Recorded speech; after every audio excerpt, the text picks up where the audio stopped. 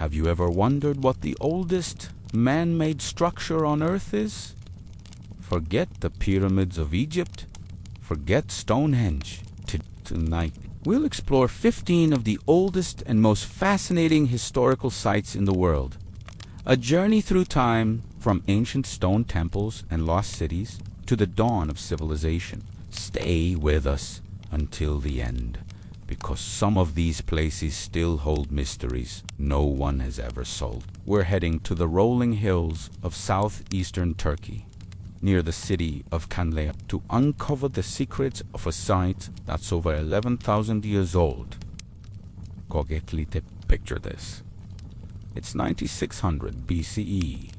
The last ice age has just ended. Humans are living as hunter-gatherers, moving across the land in small, nomadic bands. They haven't invented poetry yet, haven't domesticated animals, and agriculture is still thousands of years in the future. According to everything we thought we knew, these people were simple, focused only on survival. But Göbekli Tepe tells a very different story. For decades, this hill was thought to be nothing more than a medieval cemetery. But in 1994, a German archaeologist named Klaus Schmidt took a closer look. What he found wasn't just a few old stones. It was a monumental discovery that would shake the foundations of archaeology. Buried beneath the earth were massive, T-shaped limestone pillars, some weighing up to 20 tons and standing 18 feet tall. These pillars were arranged in huge, circular enclosures, forming what is now recognized as the world's oldest known temple complex. Think about the sheer scale of this. How did prehistoric hunter-gatherers, without metal tools, without the wheel, manage to quarry, transport, and erect these colossal stones? It would have required hundreds of people working together with a shared purpose and a sophisticated level of organization. This wasn't a simple hut. It was a cathedral of the Stone Age. This discovery flips a major historical theory on its head. For years, we believed that people first settled down, started farming, built villages, and only then, with the stability and resources from agriculture, did they have the time and energy to build temples and develop complex religion. Göbekli Tepe suggests the exact opposite might be true. What if it was the desire to come together, to worship, and to build something sacred that brought people together in the first place? What if the need to feed all these workers gathered at this massive construction site was the very catalyst that sparked the agricultural revolution? It's a mind-bending idea. Religion might have been the inspiration for civilization, not the other way around. Let's take a closer look at the pillars themselves, because this is where it gets even more fascinating. These aren't just blank stones. They are covered in intricate carvings of animals: foxes, lions, snakes, scorpions, vultures, and gazelles. The detail is stunning. But what's really intriguing is that these T-shaped pillars are highly stylized representations of human figures. You can see arms carved along their sides, with hands clasped at the front near where a loincloth would be. They are like abstract statues, ancient guardians watching over these sacred circles. Who were they meant to represent? Ancestors, gods. We don't know for sure, but they stand as silent witnesses to a belief system we can only begin to imagine. The art here is not just decorative. It's symbolic. Some researchers believe the animals represent different tribes or constellations. Others see scenes of ritual or mythology. The famous vulture stone, for example, seems to depict a headless human figure alongside a vulture, which some have interpreted as an early form of sky burial, a practice where bodies were left for birds to consume. It suggests a complex understanding of life, death, and the journey of the soul. And here's another layer to the mystery. Göbekli Tepe wasn't just built and then abandoned. After being used for about 1,000 years, something incredible happened. Around 8000 BCE, the people who built it deliberately and carefully buried the entire complex. They backfilled the massive enclosures with dirt, rocks, and animal bones, preserving it perfectly for millennia. Why? Why would anyone go to such enormous effort to bury their own sacred site? It's one of the biggest enigmas of Göbekli Tepe. Was it to protect it from outsiders? Was it a ritual act, killing the temple as its power faded? Or were they creating a time capsule, intentionally leaving a message for the future? This act of deliberate burial is almost as impressive as its construction, and it's the reason the site remained in such pristine condition for us to discover. The implications of Göbekli Tepe are enormous. It shows us that early humans were not just brutish. They had rich spiritual lives, complex social structures, and incredible artistic and engineering skills. They were capable of large-scale, coordinated projects driven by a shared ideology.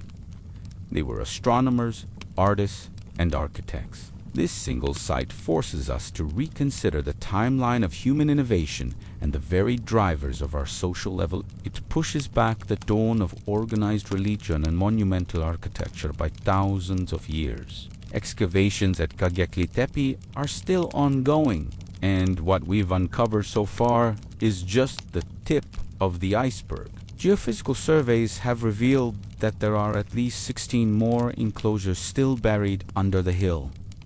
What secrets do they hold? What new stories will they tell us about our most distant ancestors? Each new discovery adds another piece to this incredible puzzle, reshaping our understanding of where we come from. It's a humbling reminder that history is not a closed book. There are always new chapters waiting to be unearthed. Göbekli Tepe isn't just a pile of old stones. It's a window into the dawn of the human spirit, a testament to our ancestors' capacity for wonder, creativity, and collaboration. It stands as proof that long before we built cities, we built connections to the cosmos. Now, we're embarking on a journey back in time, nearly 4,500 years ago, to a city that redefines what we thought we knew about the ancient world. Forget what you've seen in movies about primitive ancient life. We're heading to the dusty plains of Madurai, Pakistan, to uncover the secrets of a sprawling metropolis that was centuries ahead of its time. This is the story of Mohenjo-Daro, the Mound of the Dead. Imagine a city thriving around 2500 BCE. At the same time, the Great Pyramids were rising in Egypt. But this city was different. It wasn't built for a single pharaoh or a monumental tomb. It was built for people, tens of thousands of them. This was one of the largest settlements of the ancient Indus Valley civilization, a society so advanced that even today its achievements leave archaeologists absolutely stunned.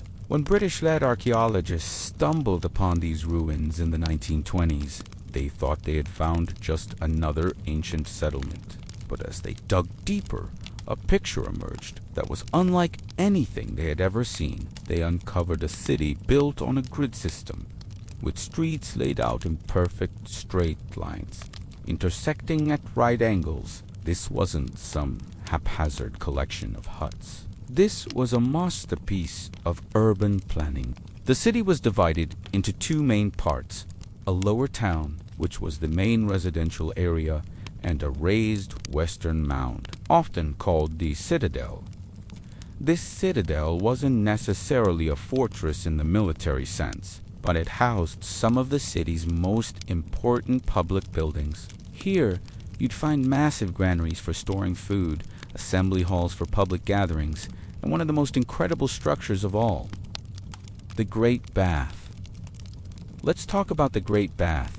This wasn't just some pond. It was a massive public water tank measuring about 12 meters by 60 meters and nearly 2.5 meters deep. It was made of finely fitted bricks lined with a natural tar called bitumen to make it waterproof. It even had steps leading down into the water from two sides. Scholars believe this might have been used for religious ceremonies or ritual purification, a communal space that was central to the life of the city. Think about that, a public, waterproofed structure of this scale 4,500 years ago.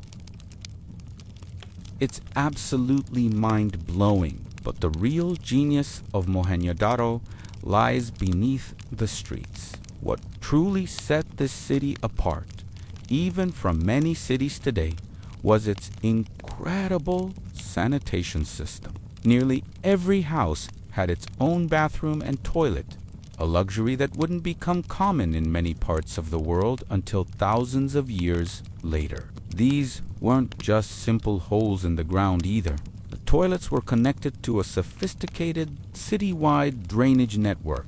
Covered drains made of baked bricks ran alongside every major street. Wastewater from homes flowed through smaller clay pipes into these main drains, carrying everything away from the residential areas. They even had inspection manholes with removable brick covers, so the system could be maintained and cleaned. This level of hydraulic engineering and commitment to public health is something you'd expect from the Roman Empire. 2,000 years later, not from a Bronze Age city in the Indus Valley, it shows an incredible understanding of hygiene and urban management. And what about the people who lived here? The houses in the lower town give us a fascinating glimpse into their daily lives. They were typically built around the central courtyard, which provided light and air to the rooms. Most houses were 2 stories high, made from uniform, baked bricks.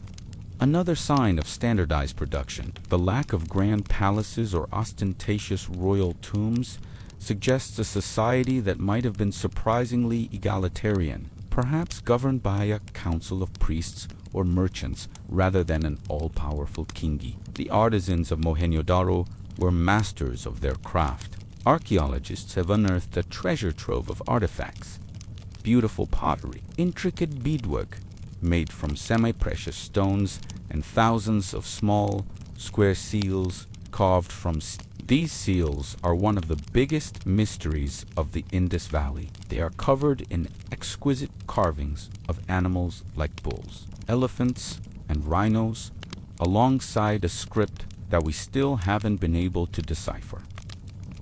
What did this writing say? Were these names of merchants, religious incantations, government records? Cracking this code is the holy grail for archaeologists studying this civilization. Unlocking the Indus script would open up a direct window into the minds of the people of Mohenjo-Daro, allowing us to finally hear their stories in their own words. One of the most famous artifacts ever found here is a small bronze sculpture known as the Dancing Girl. She's only about 10 centimeters tall, but she's full of life and attitude. Posed with one hand on her hip, adorned with bangles, she has a confidence that seems to transcend the millennia. She's not a goddess or a queen. She seems to be an ordinary person, an entertainer perhaps, immortalized in bronze. She makes this ancient city feel so much more real and human. So, with all this incredible sophistication, what happened to Why was this thriving metropolis abandoned? Around 1900 BCE, the entire Indus Valley civilization began to decline, and its great cities were deserted. The mystery of its collapse is as profound as the mystery of its undeciphered script. There are several theories. Some scholars point to climate change, the shifting patterns of monsoons, or the drying up of the Gagarhakra River, which was a vital waterway for the civilization, could have led to agricultural collapse and famine. Others suggest that the course of the mighty Indus River itself may have shifted, causing catastrophic floods that made the city uninhabitable. You can still see layers of silty clay in the archaeological record, evidence of major flooding events. There's also the theory of an invasion, famously proposed by archaeologist Mortimer Wheeler, who pointed to skeletons found in the streets as evidence of a violent end. However, most modern scholars have dismissed this Aryan invasion theory, as the skeletal evidence is scant and doesn't point to a single violent event. It's more likely that the decline was a slow,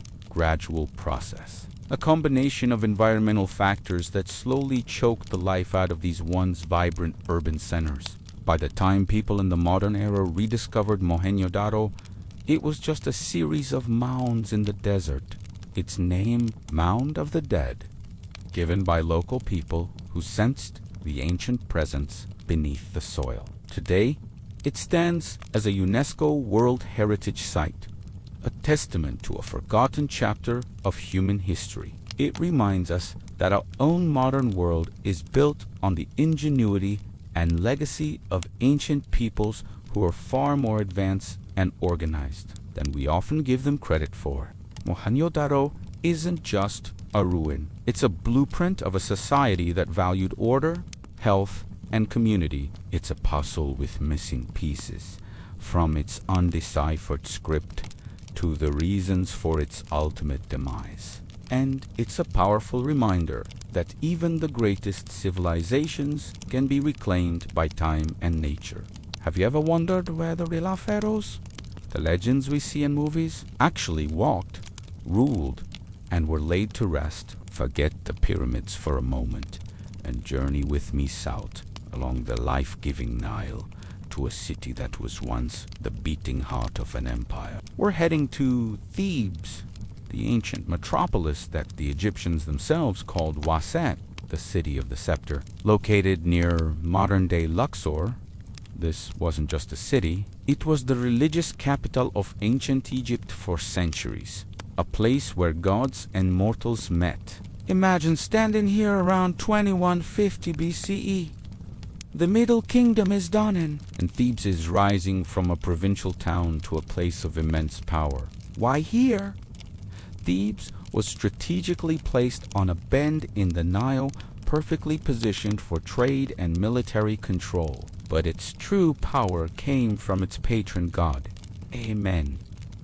As Thebes grew, so did the influence of Amen, who eventually merged with the sun god Ra to become Oman-Ra, the king of the gods. This fusion turned Thebes into the Vatican of its day, a spiritual powerhouse that would shape the destiny of Egypt for over 1,000 years. The pharaohs of the new kingdom, think of legendary names like Hatshepsut, Thutmose III, and Amenhotep III, didn't just rule from Thebes. They poured the wealth of their empire into it. On the east bank of the Nile, the site of the living, they built monumental temples dedicated to the glory of the gods, and on the west bank, the side of the setting sun and the afterlife, they carved their eternal resting places into the very mountains.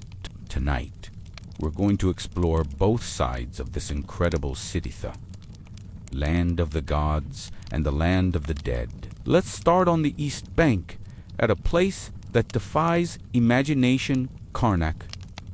This is not just a temple, it's a sprawling complex of sanctuaries, pylons, obelisks, and chapels built and expanded by pharaoh after pharaoh over 2,000 years. It was the largest religious building ever constructed.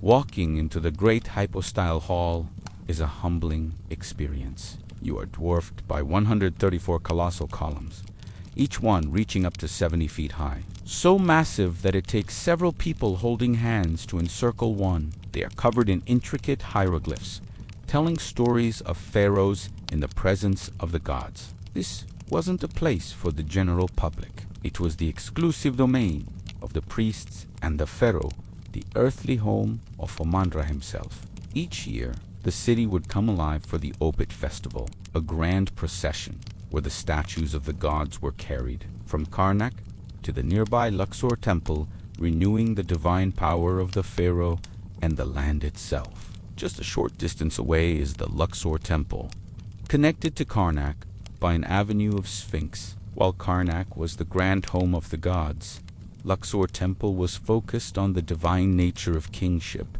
It was here that the coronation of many pharaohs may have taken place, a sacred site reinforcing the king's role as the intermediary between the divine and the mortal. Imagine the flickering torchlight during ancient ceremonies, the air thick with incense as the pharaoh performed rituals to ensure the prosperity and stability of the entire kingdom. The sheer scale of these structures was a statement of power, designed to awe both the Egyptian people and foreign visitors, leaving no doubt about the might of the pharaoh and the favor of the gods. Now, let's cross the Nile to the west bank, where the sun sets and the journey into the afterlife begins. This side of Thebes was a vast necropolis, a city of the dead dedicated to ensuring eternal life for the pharaohs and their elite. The most famous part of this sacred landscape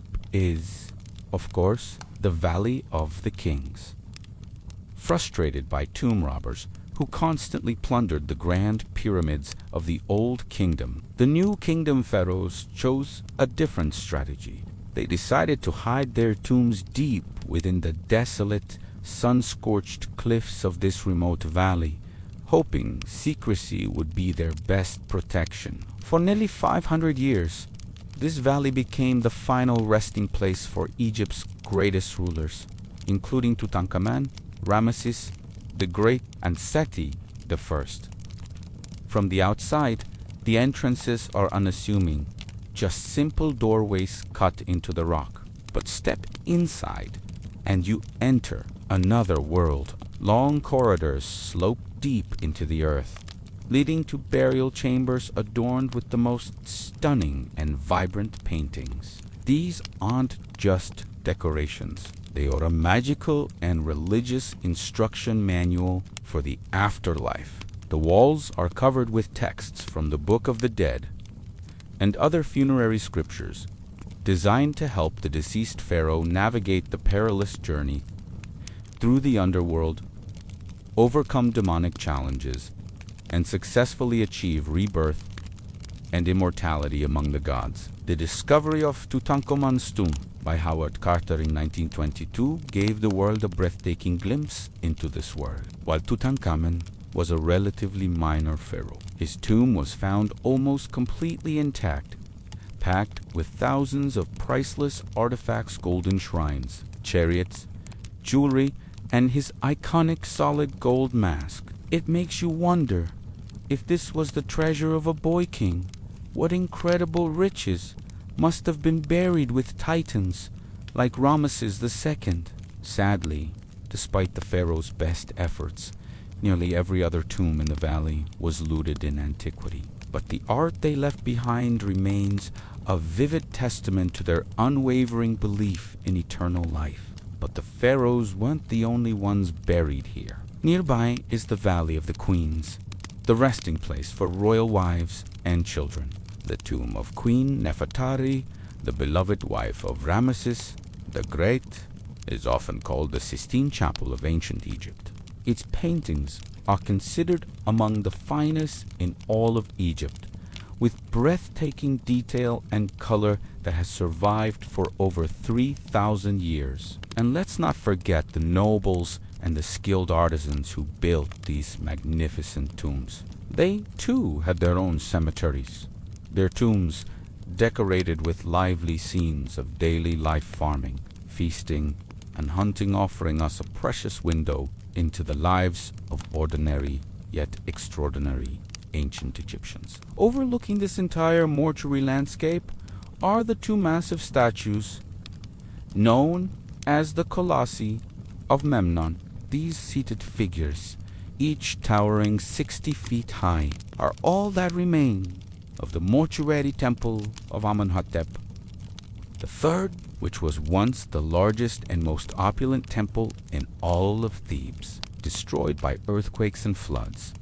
Its stones were later quarried for other building projects. Yet these two silent sentinels have remained gazing out across the fields for over 3,400 years.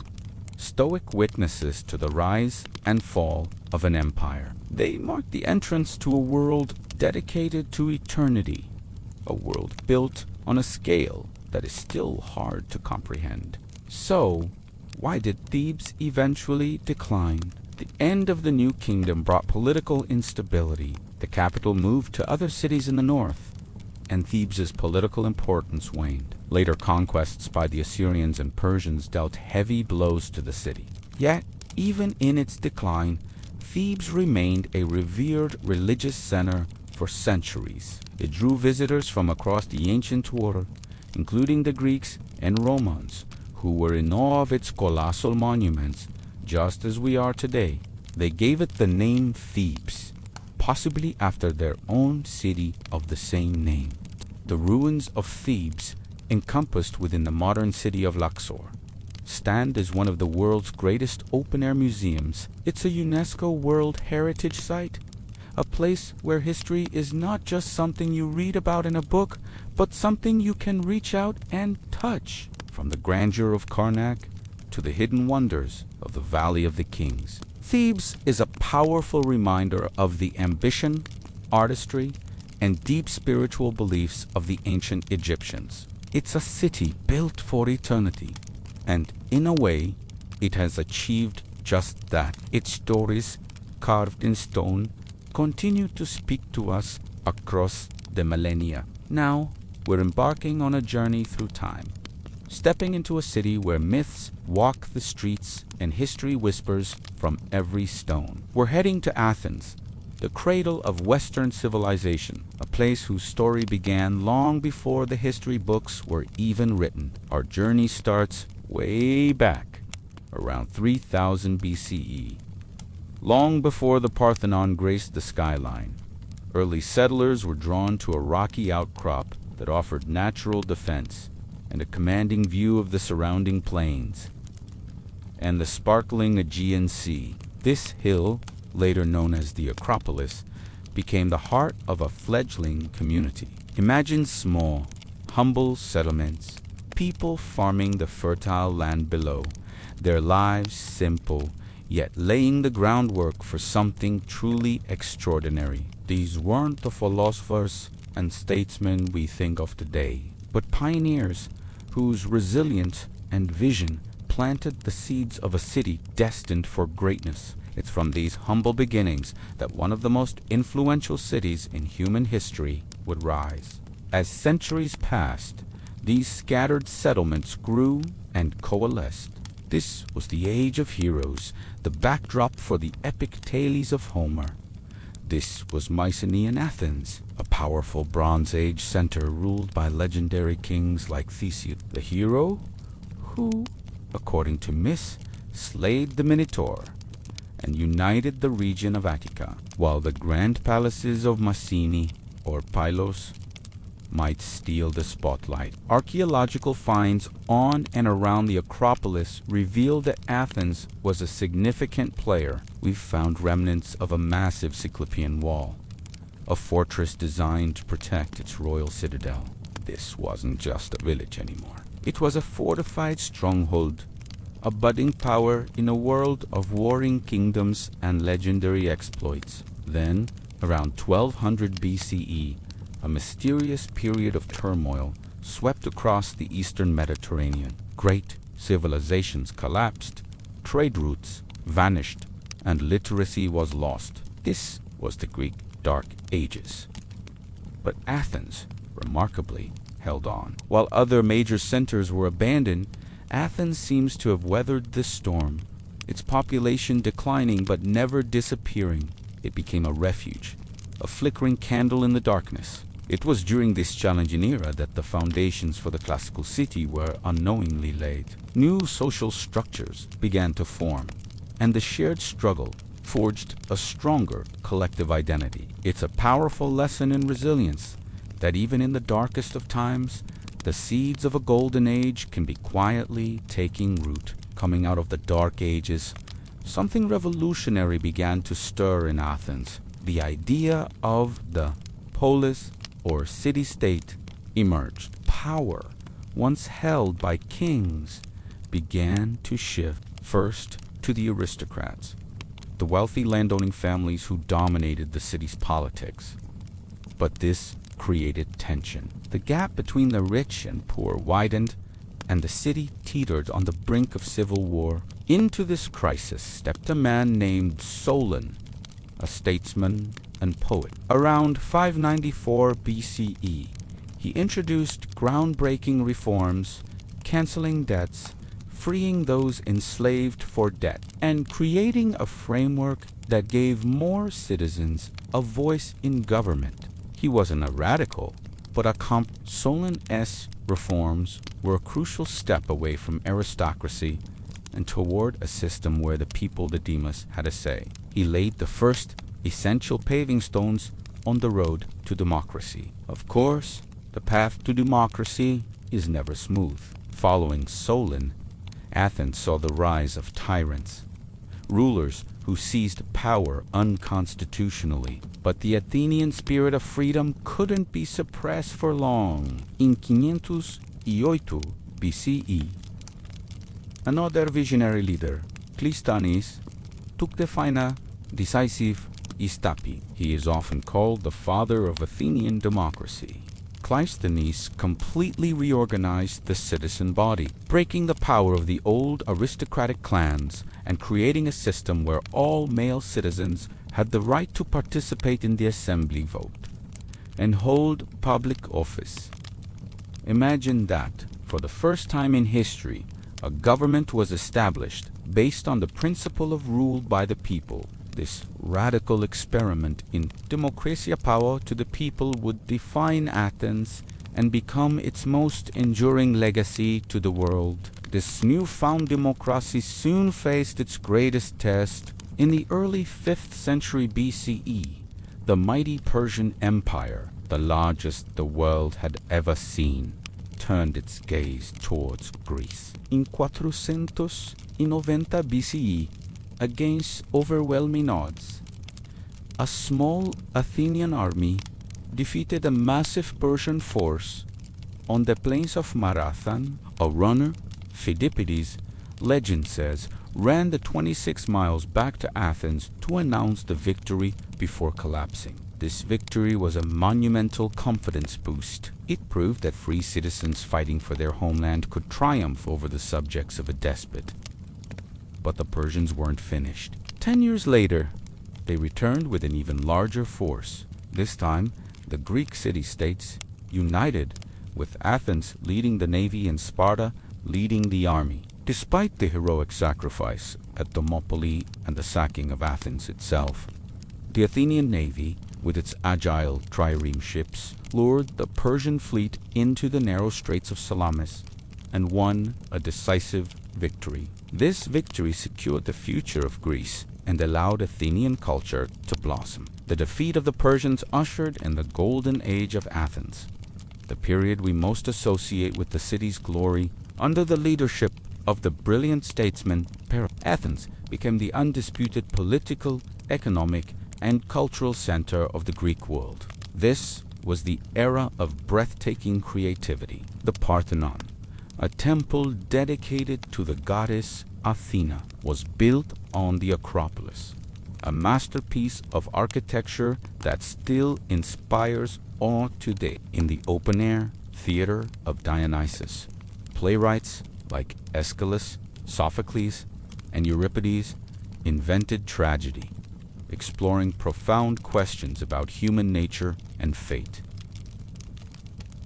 While Aristophanes made audiences roar with laughter with his sharp political comedies, philosophy flourished as Socrates walked the streets of the Agora, questioning everyone and everything, urging his fellow citizens to know thyself.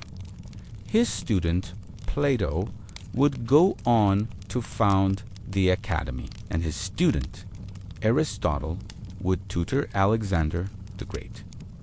It's almost impossible to overstate the importance of this period. The ideas born in 5th century Athens in democracy, philosophy, theater, art, and history formed the very blueprint of Western thought. But golden ages, by their nature, do not last forever. Athenian power bred arrogance, and its dominance created resentment among other Greek city-states, especially the militaristic Sparta. In 431 BCE, the devastating Peloponnesian War broke out between Athens and its allies and Sparta and its allies. The war dragged on for nearly 3 decades, a brutal conflict that sapped Athens of its wealth, manpower, and spirit. A terrible plague swept through the overcrowded city, killing thousands, including Pericles himself. In 404 BCE, defeated and starved, Athens surrendered. The city walls were torn down, its empire was lost, and its golden age came to a close. It was a tragic end, a reminder that even the greatest powers can fall from within. Though its political power was broken, the intellectual light of Athens never went out. It remained the most prestigious center of learning in the ancient world for centuries. Philosophers like Plato and Aristotle continued to teach, their schools drawing students from all over the Mediterranean. But the world around Athens was changing. The era of the independent city-state was ending, and the age of empires was beginning. First, it came under the sway of Philip II of Macedon and his son, Alexander the Great. Later, it became part of the vast Roman Empire. The Romans deeply admired Greek culture, and while they were the political masters, Athens remained the cultural capital. Roman emperors like Hadrian were great patrons of the city, building libraries, arches, and temples, adding their own layer to its rich historical tapestry. Today, when you walk through Athens, you are walking through the layers of this incredible story. You can climb the Acropolis and stand in the shadow of the Parthenon, imagining Pericles addressing the citizens below. You can wander through the ancient Agora, where Socrates once questioned the meaning of justice, and where the world's first democratic assembly met. You can see the Roman additions, the Byzantine churches, and the Ottoman era buildings, all telling a piece of Athens' long and complex history. The city is not a museum. It's a vibrant, modern metropolis where the past is not just remembered, but is an integral part of the present. The legacy of Athens is all around us in our buildings, our governments, our language, and in the very way we think. It's the city that dared to ask the big questions, and, in doing so, shaped the world we live in today. We're embarking on an incredible journey back in time, over 4,500 years, to the land of pharaohs and mysteries. We're heading to the outskirts of modern-day Cairo, Egypt, to stand in the shadow of the last surviving wonder of the ancient world. The magnificent pyramids of Giza. Just imagine it. The year is around 2560 BCE. The old kingdom of Egypt is at the zenith of its power. Pharaohs are not just kings. They are considered living gods, intermediaries between the heavens and the earth. And to secure their journey into the afterlife, they commission monuments on a scale that defies imagination. These aren't just buildings. They are eternal stairways to the stars. The Giza Plateau is home to 3 main pyramids, a host of smaller satellite pyramids, and of course, the enigmatic Great Sphinx. The largest and most famous is the Great Pyramid, built for Pharaoh Khufu. Then there's the Pyramid of Khafre, his son, and the smallest of the 3, the Pyramid of Menkaure, his grandson. It's a true family affair, a dynasty immortalized in stone. Let's start with the big one, the Great Pyramid of Khufu. When it was first completed, it soared to a height of 147 meters, or 481 feet. For nearly 4,000 years, it was the tallest man-made structure on Earth. Think about that for a second. It was only surpassed in the 14th century by the Lincoln Cathedral in England. The sheer scale is breathtaking. It's constructed from an estimated 2.3 million stone blocks, each weighing an average of 2.5 tons. That's like the weight of a car. And there are millions of them. One of the biggest questions that has puzzled historians and engineers for centuries is, how did they do it? Without modern cranes, without powered machinery, how did the ancient Egyptians lift these colossal blocks to such incredible heights? There are many theories. Some suggest they used long, straight ramps that were extended as the pyramid grew taller. Others propose a spiral ramp that corkscrewed around the outside of the pyramid. A more recent theory by French architect Jean-Pierre Houdin suggests an internal ramp was used, which would explain the lack of evidence for a massive external one. The truth is, we don't know for certain. The Egyptians left behind no definitive records detailing their construction methods. This mystery is part of what makes the pyramids so captivating. It was a monumental feat of project management, logistics, and raw human power. And who were these people? For a long time, the popular belief, fueled by Hollywood movies, was that the pyramids were built by a massive slave labor force. However, archaeological discoveries, including a workers' village found near the pyramids, have completely changed this perspective. Archaeologists have uncovered evidence of a highly organized, well-fed, and respected workforce. These were skilled Egyptian laborers, not slaves. They lived in a planned city, received medical care. We found skeletons with healed broken bones and were paid for their work, often in the form of bread, beer, and other rations. They were working on a national project, a religious duty to ensure the eternal life of their divine king and, by extension, the prosperity of the entire kingdom. It was a matter of immense national pride. Now, let's talk about what's inside. The pyramids were acider, core, elaborati tombs. They were designed to protect the pharaoh's body and his treasures for eternity. The internal layout of the Great Pyramid is particularly complex. It has 3 known chambers: a subterranean chamber carved into the bedrock, the so-called Queen's Chamber higher up, and the main King's Chamber at the heart of the pyramid. The King's Chamber is a masterpiece of engineering, lined with massive, perfectly cut slabs of red granite brought all the way from Aswan, over 800 kilometers to the south. Inside, the pharaoh's sarcophagus still rests, but it was found empty. This brings us to the next mystery. The tomb robbers. Despite the intricate design with false passages and heavy stone plugs intended to seal the chambers, ancient tomb robbers managed to find their way inside, likely just a few centuries after the pyramids were sealed. The immense wealth buried with the pharaohs was too tempting a target to ignore.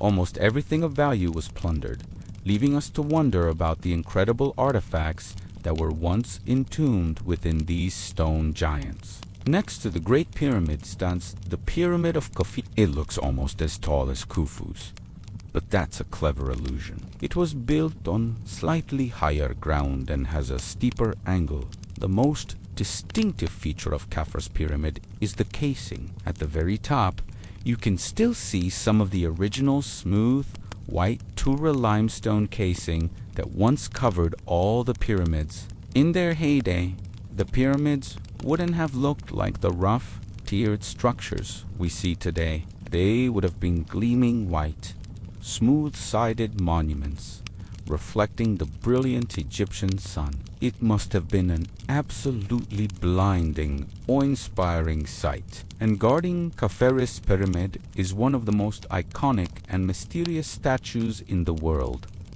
The Great Sphinx, carved from a single piece of bedrock, it has the body of a lion and the head of a human, believed to be the likeness of Pharaoh Khafre himself.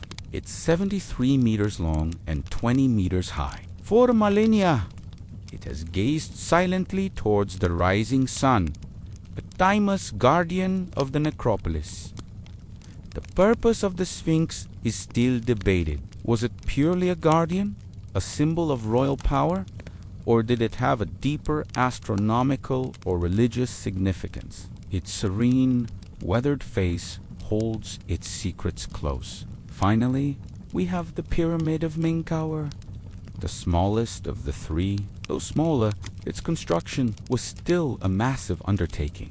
Its lower courses were originally cased in that beautiful red granite from Aswan, a sign of immense wealth and prestige even for a smaller pyramid. Menkaure's pyramid complex also provides some of the most beautiful examples of Old Kingdom sculpture, giving us a glimpse into the artistry of the era. The pyramids were not just isolated tombs. They were the center of vast religious complexes. Each pyramid had a mortuary temple next to it, where priests would perform daily rituals and leave offerings for the deceased pharaoh's spirit. Or these temples were connected by long, covered causeways to a valley temple, located closer to the Nile River.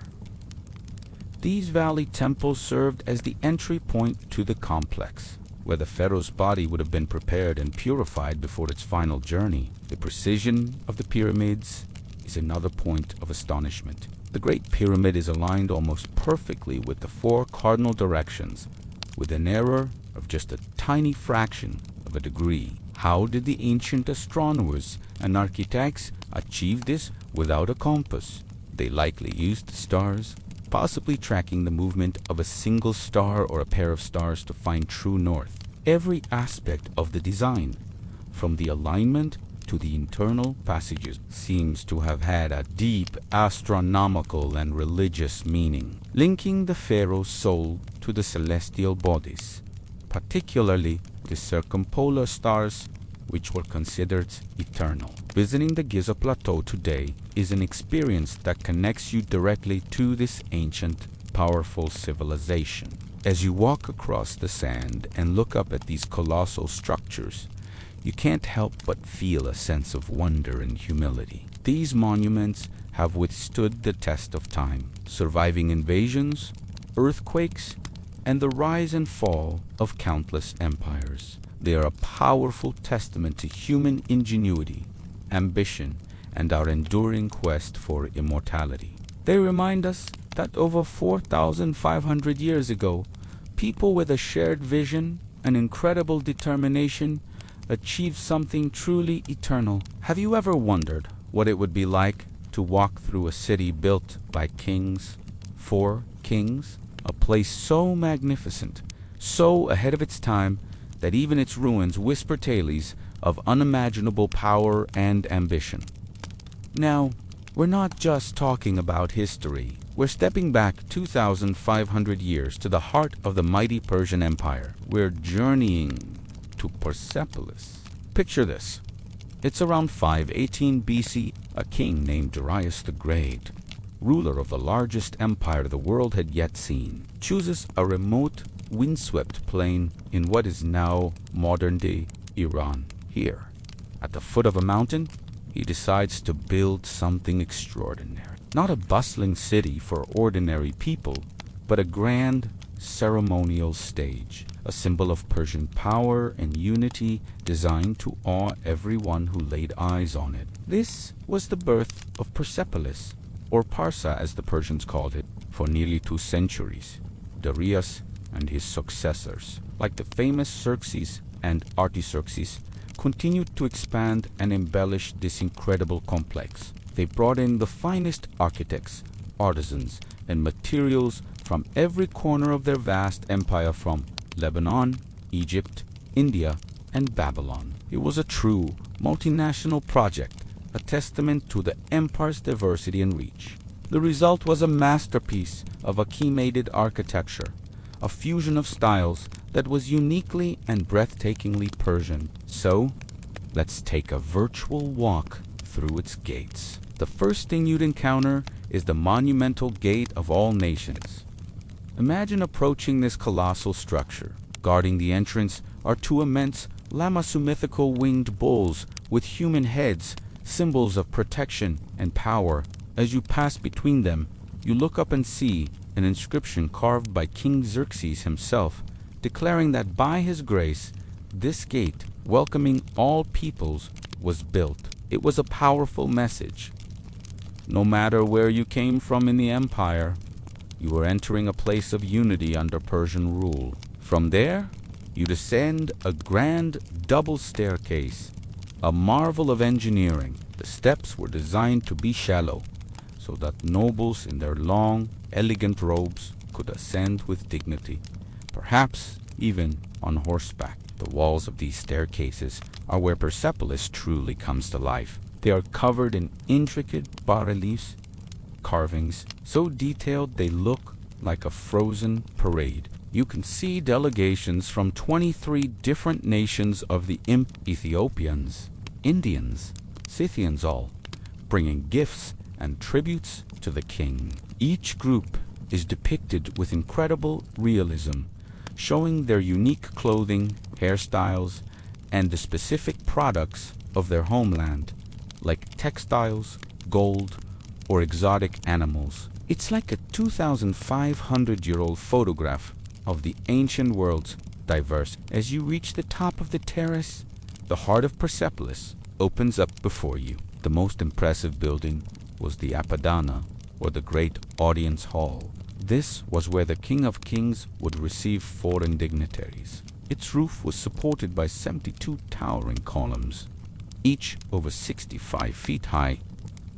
That's taller than a 6-story building. Only 13 of these majestic columns remain standing today, but even they give you a sense of the hall's sheer scale and grandeur. Imagine the hall in its prime, draped in lavish textiles, with the colossal columns topped by intricate sculptures of bulls and lions. It was designed to make visitors feel small, to impress upon them the immense power of the Achaemenid king.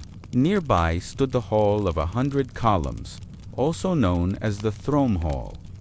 This was the empire's main reception hall, used for large gatherings of the army and the empire's elite. Its walls were also covered in reliefs, showing the king in heroic scenes, battling mythical creatures, symbolizing his divine duty to uphold order against chaos. It was pure political theater, crafted in stone. But Persepolis wasn't just about grand halls and public ceremony. It also contained the private palaces of kings like Darius and Xerxes, as well as a treasury. The treasury was a fortified complex where the empire's immense wealth was stored: gold, silver, precious stones, and luxurious goods collected as tribute. It was the financial heart of the empire, a symbol of its economic might. The reliefs here show the king and his heir, reinforcing the legitimacy and continuity of the dynasty.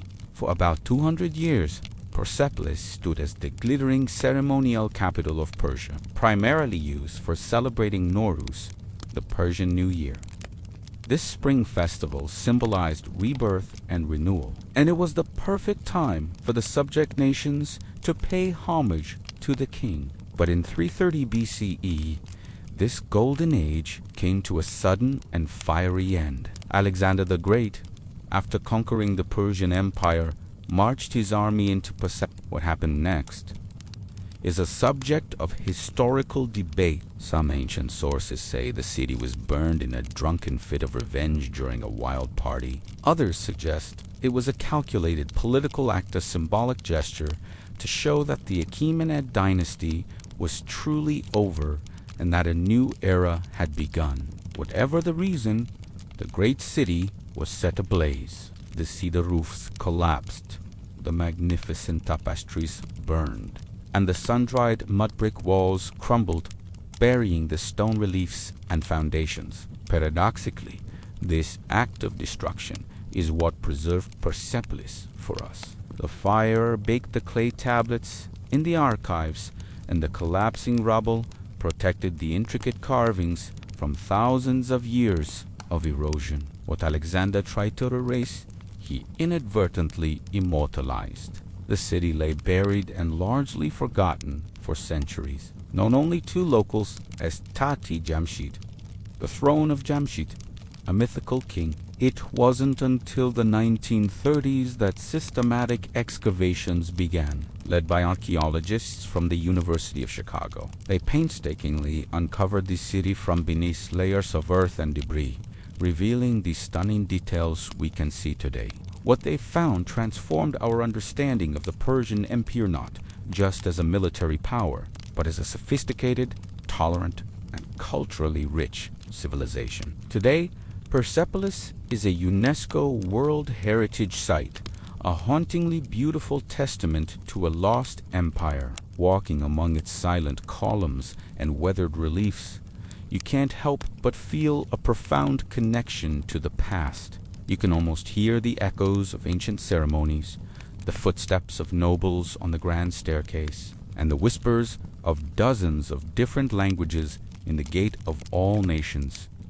Persepolis is more than just a collection of ruins. It's a story written in stone, a story of ambition, power, artistry, and cultural exchange. It reminds us that even the mightiest empires can fall, but the legacy of their ideas and their art can endure for millennia, continuing to inspire awe and wonder in all who visit. It's a powerful lesson in both the fragility and the resilience of human civilization. High in the Andes mountains of Peru, shrouded in mist and mystery, lies a city that was lost to the world for centuries. Welcome to Machu Picchu, the legendary citadel of the Incas. Now, we're re-embarking on an epic journey back in time to uncover the secrets of this breathtaking archaeological wonder. Imagine a civilization at its peak, the mighty Inca Empire, building a masterpiece of engineering and astronomy, a staggering 2,430 meters above sea level, constructed around the year 1450. During the reign of the great Inca Emperor Pachacati, Machu Picchu is more than just a collection of ruins. It's a testament to the ingenuity and spiritual depth of a people who lived in harmony with the mountains they called home. So, what was the true purpose of this magnificent estate? For years, historians and archaeologists have debated this very question. Was it a royal retreat for the emperor and his court, a sacred religious center, or perhaps a fortified administrative hub? The truth is likely a combination of all three.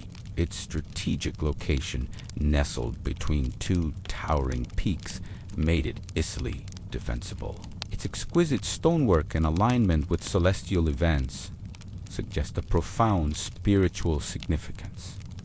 Let's talk about the incredible engineering. The Incas were master stonemasons. They developed a technique called ashlar masonry, where massive stones were cut so precisely that they fit together without any mortars. I mean, look at this! You can't even slide a piece of paper between these gigantic blocks. And they did all of this without the use of iron tools or the wheel. How? They used harder stones and natural fractures to shape the blocks, then painstakingly sanded them with grit and water. It was a labor of love and incredible precision, designed to withstand the region's frequent earthquakes. The site is ingeniously divided into two main sectors, the agricultural and the urban. The agricultural sector features a stunning series of terraces, which weren't just for decoration. These terraces were a sophisticated farming system, creating microclimates that allowed the Incas to grow crops like maize and potatoes. At high altitude, they also served a crucial structural purpose, preventing erosion and landslides on the steep mountainside. It's a perfect example of how the Incas worked with nature, not against it. Now, let's step into the urban sector. This is where the magic really happens. We find plazas, temples, and residential buildings that tell the story of daily life. One of the most iconic structures is the Intihuatana stone. The name translates to the hitching post of the sun. This intricately carved pillar is a precise astronomical clock designed to track the solstices and on the winter solstice.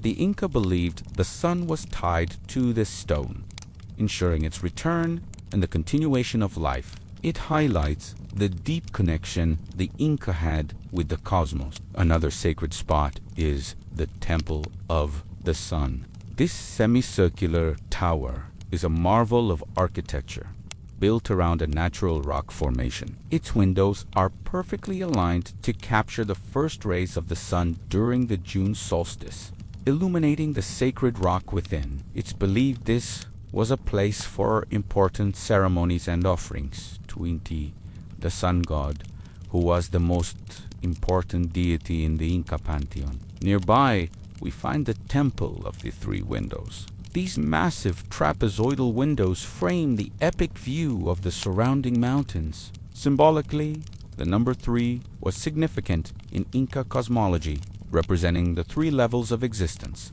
the heavens, the earth, and the underworld. This temple likely served as a central point for understanding and connecting with their spiritual world. So, if this place was so important, why was it abandoned around a century after its construction? With the Spanish conquest sweeping through the Inca Empire, Machu Picchu was deserted.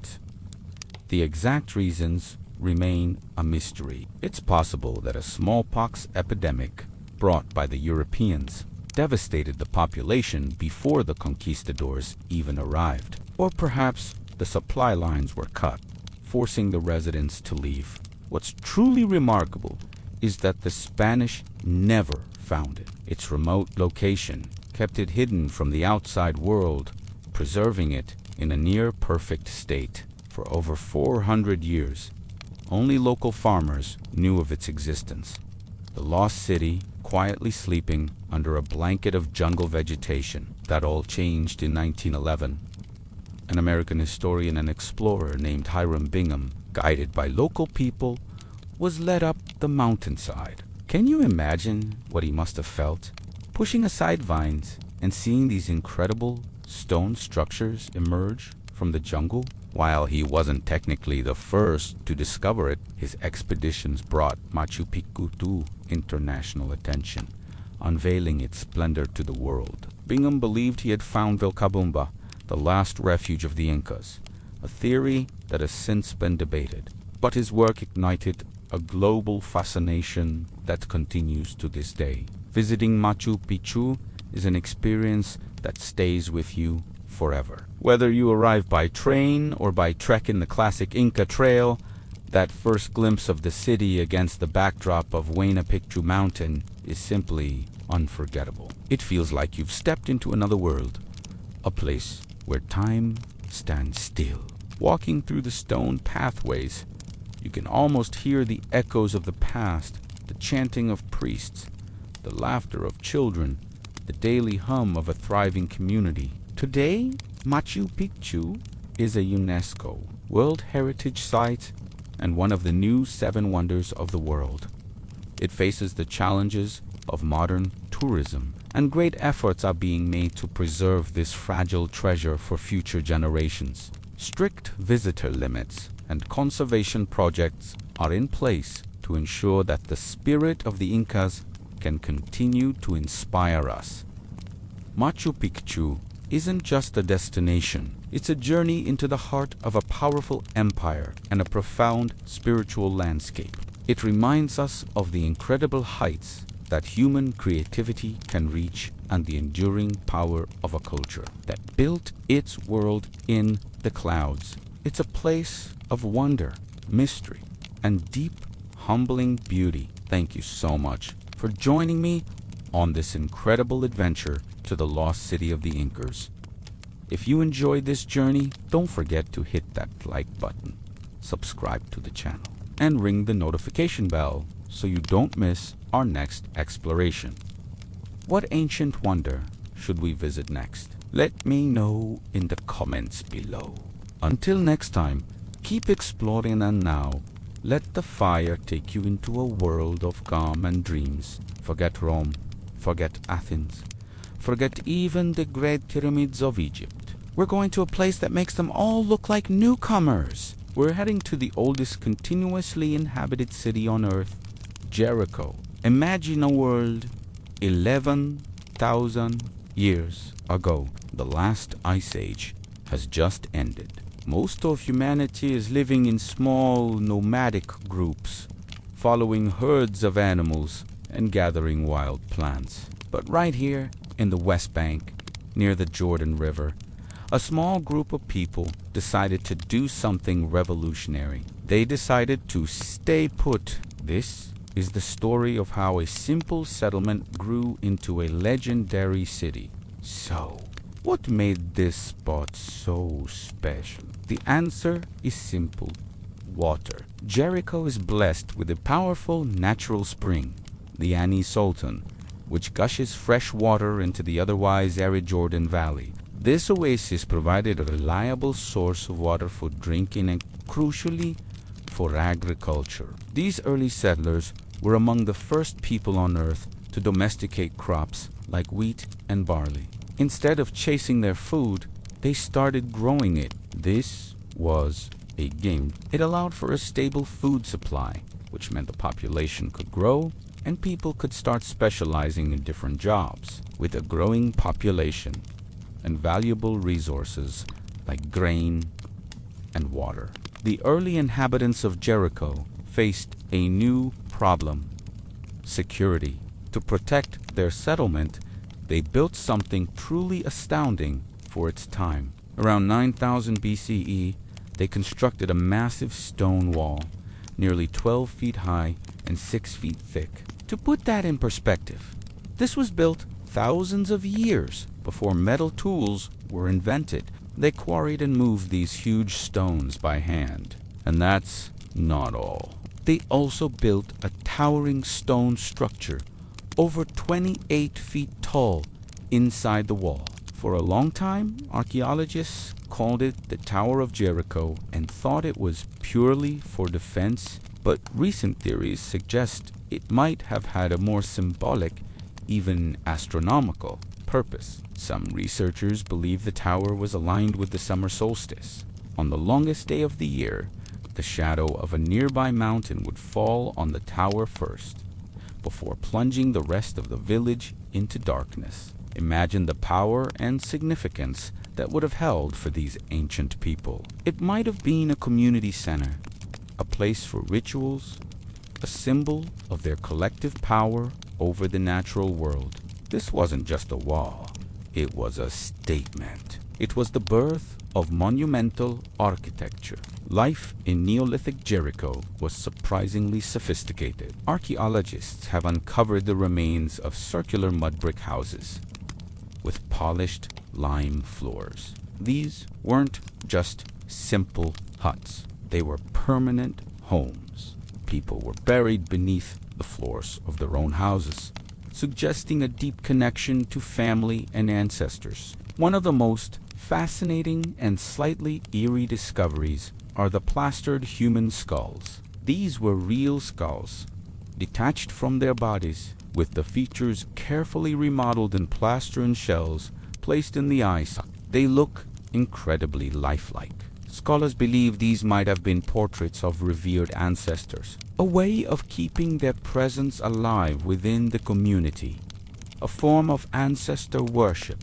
It shows a complex social and religious life we're still trying to fully understand. Of course, a city that has existed for 11,000 years has seen more than its fair share of change. Jericho was destroyed and rebuilt countless times over the millennia. New cultures came and went, each leaving their mark. During the Bronze Age, it became a fortified Canaanite city. It's this version of Jericho that features most famously in the Old Testament in the book of Joshua. The story tells of the Israelites marching around the city for 7 days, blowing their trumpets until the walls came tumbling down. While archaeology hasn't found direct evidence of this specific event, the story itself highlights Jericho's importance and its reputation as an impregnable fortress in the ancient world. Later, the city came under the control of various empires: the Babylonians, the Persians, the Greeks under Alexander the Great, and then the Romans. Herod the Great, the famous king of Judea, built a lavish winter palace here, complete with theaters, aqueducts, and lush gardens. Taking advantage of Jericho's warm climate and abundant water, it became a luxurious resort for Jerusalem's elite. After the Roman period, the city's location shifted slightly, but it continued to be an important center through the Byzantine and early Islamic periods, valued for its agriculture, particularly its dates and balsam. Today, modern Jericho stands near the ancient ruins, a vibrant city that carries the weight of its immense history. The archaeological site, known as Telisoltin, is a mound built up from the rubble of centuries of settlement. Every layer of this mound tells a different chapter of Jericho's incredible story, from the first stone tower to the palaces of kings. It's a UNESCO World Heritage Site, a testament to one of humanity's earliest and most enduring achievements. It's a living reminder that the drive to build communities, to create a permanent home, and to shape our environment is one of the oldest human instincts. From a simple spring in the desert, a city was born that has witnessed almost the entirety of human civilization.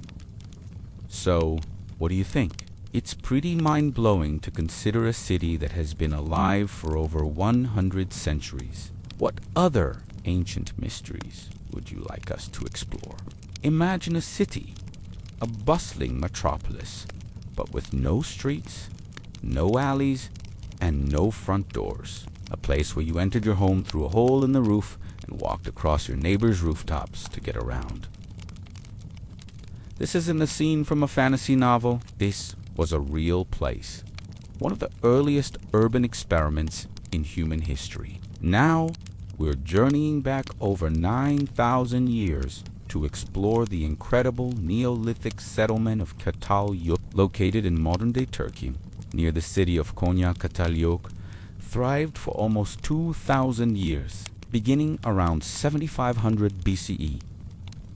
That's more than 4,000 years before the Great Pyramid of Giza was even conceived. What makes this place so mind-blowing is that it completely challenges our modern ideas of what a city should be. At its peak, it was home to an estimated 8,000 people, all living together in a unique, honeycomb-like structure of interconnected houses. So, how did this work?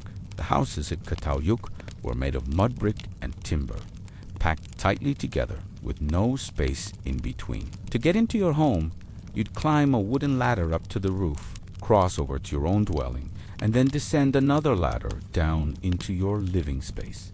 The roofs essentially formed a massive public plaza. This design likely offered excellent defense against predators and potential enemies. It was a fortress city, but one where the community was literally built on top of each other. Inside, these homes were surprisingly complex. A typical house had a main living area, complete with a hearth for cooking and warmth, and raised platforms for sitting and sleeping. There were also smaller side rooms used for storage. The walls were plastered and often painted with incredible murals. These weren't just simple doodles. They were elaborate scenes depicting hunting expeditions, geometric patterns, and even what some archaeologists believe is the world's first ever mappa painting showing the layout of the town with a nearby erupting volcano. Imagine living in a home that was also an art gallery, a record of your community's life and beliefs. The art of Çatalhöyük gives us a fascinating window into the minds of these early cities. Alongside the hunting scenes, we see depictions of powerful animals like bulls, leopards, and vultures. The bull seems to have been particularly important, with real bull horns or often mounted on walls or embedded in benches within the homes. This suggests a deep spiritual connection to the natural world and perhaps the worship of animal deities or spirits. Another recurring theme is the human form, especially female figure. These small statues, often carved from stone or clay, are typically depicted as full-figured and are often referred to as mother goddess figures. While we can't know for sure, many researchers believe they represent fertility, abundance, and the life-giving powers of nature. They might have been used in household rituals to ensure a good harvest, healthy children, or general prosperity. It paints a picture of a society where the feminine divine held a central and revered place. Life in Catalunya was a mix of agriculture, hunting, and gathering. They cultivated crops like wheat, barley, and peas in the fertile plains surrounding the settlement. They also kept domesticated sheep and goats. But hunting and gathering remained vital. The murals show them hunting wild bulls, deer, and boar. They were skilled craftspeople, too, creating sophisticated tools from obsidian volcanic glass that they traded for over long distances, as well as pottery, textiles, and intricate bone implements. This wasn't a primitive survival camp. It was a complex, self-sustaining economy. One of the most intimate and perhaps strangest aspects of life at Catalunya was their relationship with the dead. They didn't have separate cemeteries. Instead, they buried their deceased family members beneath the floors of their own homes. After a body was left outside for a period, likely to be cleaned by vultures, a practice depicted in some murals, the bones were collected and interred under the sleeping platforms. This means the people of Catalunya literally lived with their ancestors. The line between the living and the dead was blurred, suggesting a powerful belief in ancestral presence and continuity. Imagine sleeping every night just inches above the remains of your parents and grandparents. It created an unbreakable link to your lineage and your home. But what's truly remarkable is what Catalunya lacks. Despite being a dense urban center, archaeologists have found no evidence of a central temple, a palace, or any grand public buildings that would suggest a ruling class or a centralized government. There are no overly wealthy houses or impoverished slums. It appears to have been a surprisingly egalitarian society. Decisions were likely made at the household or community level. Power wasn't concentrated in the hands of a king or a priestly elite. Instead, it was a society built on cooperation and shared ritual, where each household was a self-contained unit, but also part of a larger, interconnected whole. This radical idea of a large, complex society thriving without a clear hierarchy is one of the most profound lessons Catalunya teaches us. So why did it all end? Around 5700 BCE, after nearly 2 millennia of continuous occupation, Catalunya was abandoned. There's no sign of a violent invasion or a catastrophic disaster. The most likely theories point to a combination of factors. Climate change may have made the surrounding area less fertile. Increasing population might have strained resources and sanitation within the densely packed settlement. Perhaps, over time, people simply decided they preferred a different way of life, moving to smaller, more dispersed villages. The city of rooftops simply faded away, its mud brick walls crumbling back into the earth. For thousands of years, Catalunya lay hidden, just a mysterious mound in the Turkish landscape. It was Junant until its rediscovery in the 1950s and the extensive excavations that followed that its secrets began to be revealed. Today, it stands as a UNESCO World Heritage Site, a testament to a time when humanity was boldly experimenting with new ways of living together. Catalunya reminds us that our modern concept of a city, with its streets, skyscrapers, and governments, is just one of many possibilities. It shows us a world built on different principles: community over hierarchy, intimacy with ancestors, and a deep artistic connection to the spiritual and natural worlds. What do you find most fascinating about Catalunya? Let me know in the comments below. Now, We're embarking on an incredible journey back in time, about 19,000 years to be exact. We're heading to the Dordogne region of southwestern France to explore one of the most breathtaking treasures of prehistoric art ever discovered, the Lascaux cave. Imagine this. It's 1940, and for teenagers, along with their dog robot, stumble upon a hidden entrance to a cave that has been sealed for millennia. What they found inside would change our understanding of our ancient ancestors forever. The Lascaux cave isn't just a cave. It's a magnificent art gallery, a Sistine chapel of the prehistoric world. Its walls are covered with over 600 stunningly preserved paintings and nearly 1,500 engravings. These aren't just simple doodles. We're talking about vibrant, dynamic images of animals that roamed the European continent during the Upper Paleolithic era. You can almost feel the ground shake as you gaze upon massive aurochs, which were ancient wild cattle, thundering herds of horses, majestic stags with intricate antlers, and powerful bison. It's an Ice Age safari frozen in time. The most famous section of the cave is called the Hall of the Bulls. It's an awe-inspiring chamber where four enormous bull aurochs, some stretching up to 17 feet long, dominate the ceiling. The scale and detail are simply mind-boggling. How did they do it?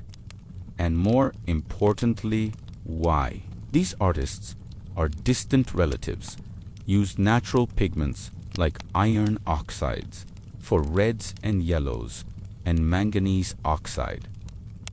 For blacks, they ground these minerals into powders and mixed them with animal fat or cave water. They applied the paint by blowing it through hollow bones, dabbing it with pads of moss or fur, or using their own fingers. The artists even used the natural contours of the cave walls to give their paintings a three-dimensional effect, making the animals seem to leap out from the rock. Think about the challenges they faced. They worked deep inside the earth in near total darkness, with only the flickering light of animal fat lamps to guide their hands. They would have needed to build scaffolding from wood to reach the high ceilings and walls. This wasn't a casual undertaking. It was a dedicated communal effort. This incredible artistry suggests a complex society with a deep spiritual and cultural life.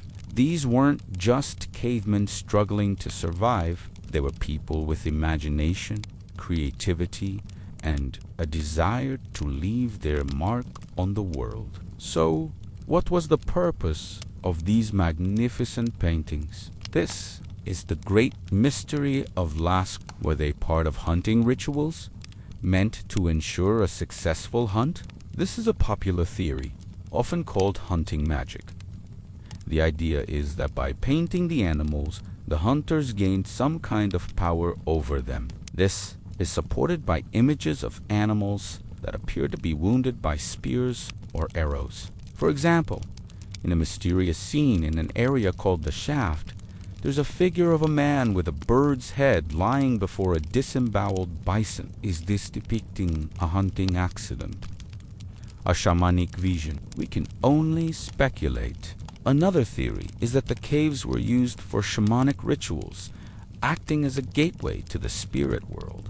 The deep, dark, and silent environment of the cave would have been the perfect setting for entering a trance-like state. The animals on the walls might not be just animals, but spirit guides or powerful deities from their cosmology. The abstract symbols and geometric patterns found alongside the animals, like dots and lines, might be part of this spiritual language, their meaning now lost to time. Perhaps different animals represented different clans or stories passed down through generations. Or maybe, just maybe, it was simply art for art's sake. The pure human impulse to create, to capture the beauty and power of the world around them. It's a testament to the fact that the desire for artistic expression is one of the most fundamental aspects of being human. Whatever their true purpose, These paintings connect us directly to our distant past, showing us that 19,000 years ago, people looked at the world with the same sense of awe and wonder that we do today. They were observers, storytellers, and artists. Sadly, you can't visit the original Lascaux cave today. After its discovery in 1940, thousands of visitors flocked to see the paintings. The carbon dioxide from their breath, the heat from their bodies, and the introduction of outside contaminants started to damage the delicate artwork. Algae and fungi began to grow on the walls, threatening to destroy this priceless heritage. In 1963, the French government made the difficult but necessary decision to close the cave to the public permanently. It's a powerful reminder of how fragile our shared history is. But the story doesn't end there. To allow people to experience the magic of Lascaux without harming the original, a series of incredible replicas have been created. First came Lascaux II in 1983, a painstaking reproduction of the Hall of the Bulls and the Painted Gallery, located just a stone's throw from the original cave. It was a marvel of its time, allowing visitors to get a real sense of the space and the art. Then, technology advanced even further. Today, you can visit Lascaux IV, also known as the International Center for Cave Art. This state-of-the-art facility is an exact, full-scale replica of the entire cave. Using advanced 3D laser scanning and casting techniques, every bump, crack, and contour of the cave has been recreated with millimeter precision. Artists then used the same natural pigments and techniques as the original creators to paint the images. Walking through Lascaux IV is an immersive and emotionally powerful experience. You truly feel like you've stepped back into the Paleolithic era. It's a testament to our commitment to preserving and sharing our collective human story. The discovery of Lascaux Cave was a profound moment. It opened a window into the minds of our ancestors and revealed a level of artistic and intellectual sophistication that was previously unimaginable for that time period. These paintings challenge our perceptions of prehistoric life. They are not just historical artifacts. They are masterpieces of art that continue to inspire and captivate us thousands of years later. They remind us that the thread of human creativity is unbroken, stretching from the deepest caves of our past to the digital screens of our present. So, the next time you see a piece of modern art, or even just doodle on a piece of paper, remember your ancient relatives in the Lascaux cave. They were driven by the same creative spark that drives us all. The legacy of Lascaux is the legacy of humanity itself, our enduring need to tell stories, to make our mark, and to connect with the world in a beautiful and meaningful way.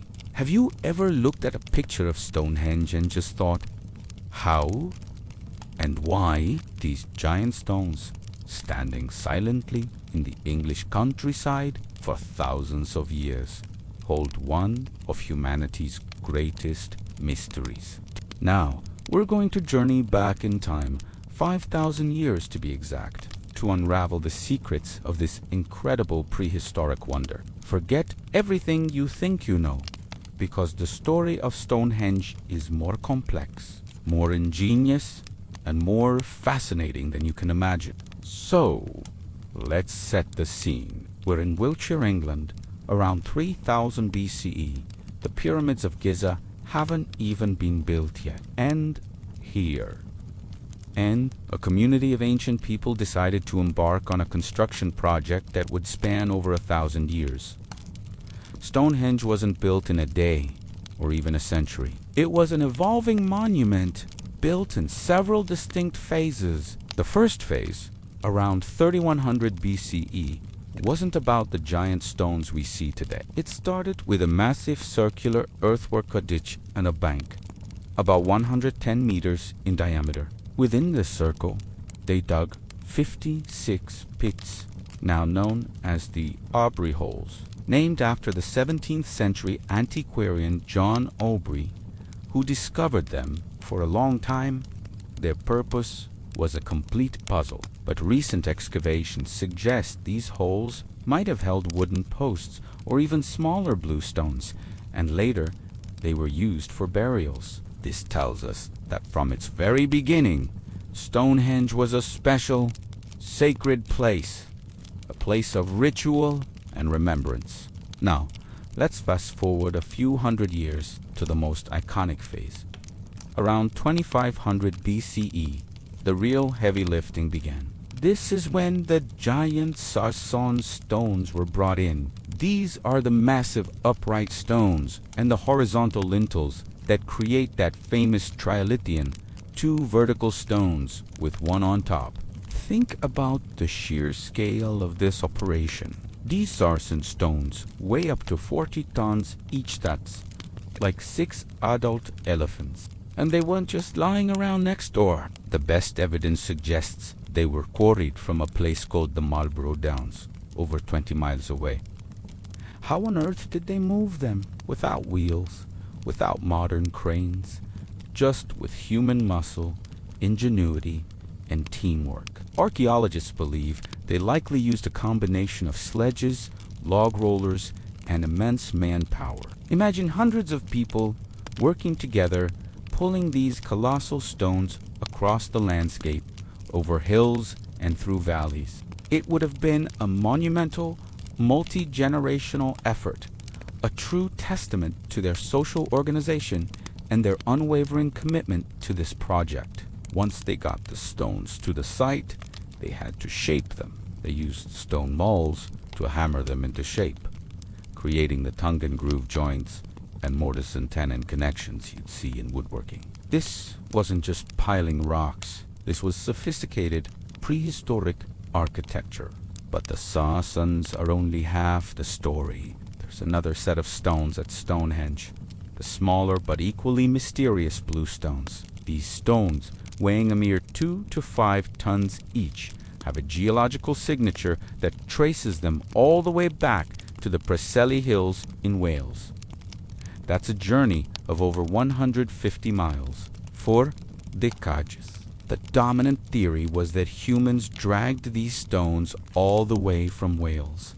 It's an incredible feat to consider. However, a more recent theory suggests that nature might have given them a helping hand. Glaciers during the last ice age could have carried these bluestones from Wales and deposited them much closer to the Stonehenge site on the Salisbury Plain.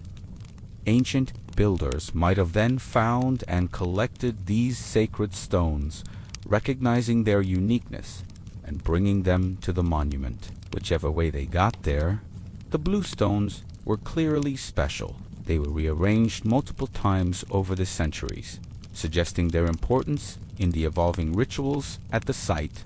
They form an inner circle and an inner horseshoe, a stark contrast to the massive outer sarsen ring. This brings us to the biggest question of all. Why? Why go to all this trouble? Why spend centuries building this? The truth is, we don't have a single definitive answer, but we have some incredibly compelling theories. One of the most popular and well-supported ideas is that Stonehenge was a giant astronomical observatory. The entire monument is precisely aligned with the movements of the sun. If you stand in the center of the circle on the summer solstice, you'll see the sun rise directly over a stone outside the main circle, known as the heel stone. On the winter solstice, the sun sets perfectly between the gaps of the tallest trilithian. These aren't coincidences. These alignments are deliberate and mathematically precise. For a farming society, knowing the seasons was a matter of life and death. The solstices marked crucial turning points in the year, a time for feasting, for ceremony, and for preparing for the months ahead. Stonehenge was their calendar, their clock, and their connection to the cosmos, all carved in stone. Another powerful theory suggests Stonehenge was a place of healing. The blue stones, in ancient Welsh folklore, were believed to possess magical healing properties. The sheer number of human remains found buried around the site many showing signs of severe illness or injury, supports this idea. People may have made long, difficult pilgrimages to Stonehenge, seeking cures from the gods or from the power of the stones themselves. It could have been the lords of its day, a sanctuary for the sick and a place of immense spiritual power. And of course, we can't ignore its role as a ceremonial center and a burial ground for the elite. The area around Stonehenge is littered with burial mounds or barrows. Excavations have revealed remains of men, women, and children, often buried with high-status objects like daggers, gold ornaments, and special pottery. This suggests that Stonehenge was the heart of a much larger ritual landscape. It wasn't just a single monument. It was the focal point for a whole society's beliefs about life, death, and the afterlife. It was a place to honor the ancestors, to connect with the spirit world, and to cement the power of the ruling class. Perhaps it was all of these things at once: a temple, a calendar, and a cemetery. The people who built Stonehenge left no written records. Everything we know comes from what they left behind: stones, bones, and tools. They were not primitive people. They were skilled engineers, keen astronomers, and organized builders with a deep spiritual life. They had a profound understanding of their environment, the cosmos, and the materials they worked with. They were our ancestors, and in Stonehenge, they left us an enduring legacy of their ingenuity and their spirit. Today, Stonehenge continues to captivate us. It's a UNESCO World Heritage Site that draws over 1 million visitors a year, all coming to stand in awe of what was achieved so long ago. It still serves as a gathering place for modern druids and pagans who celebrate the solstice, continuing a tradition of sun worship that may be thousands of years old.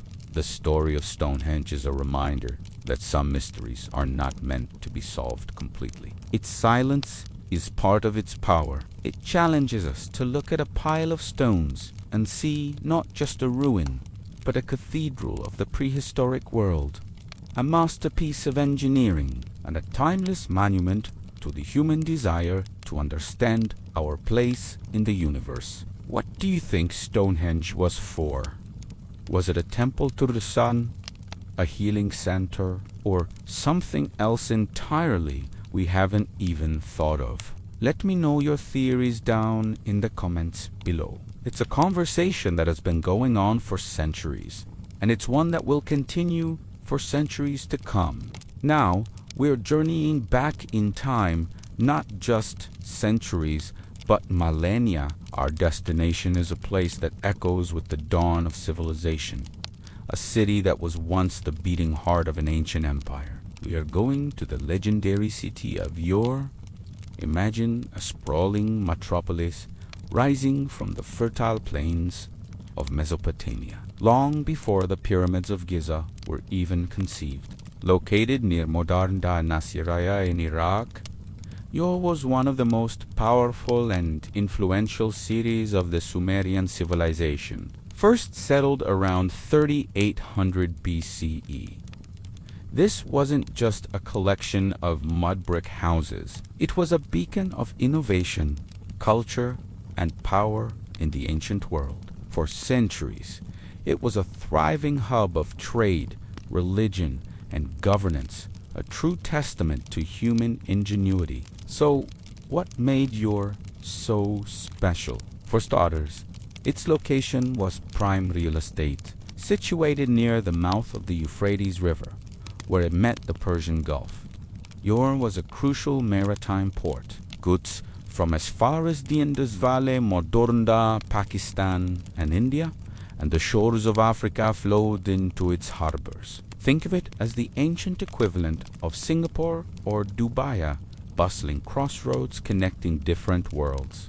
This trade didn't just bring exotic goods. It brought new ideas, technologies, and cultures, making Ur a vibrant, cosmopolitan center. Now, you can't talk about Ur without mentioning its most iconic structure, the great, this wasn't just a building. It was a man-made mountain dedicated to the moon god, Nana, the patron deity of the city.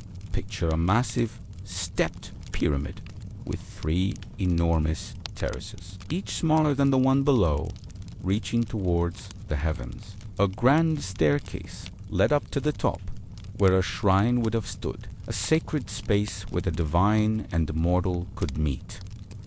The ziggurat of yore wasn't built in a day.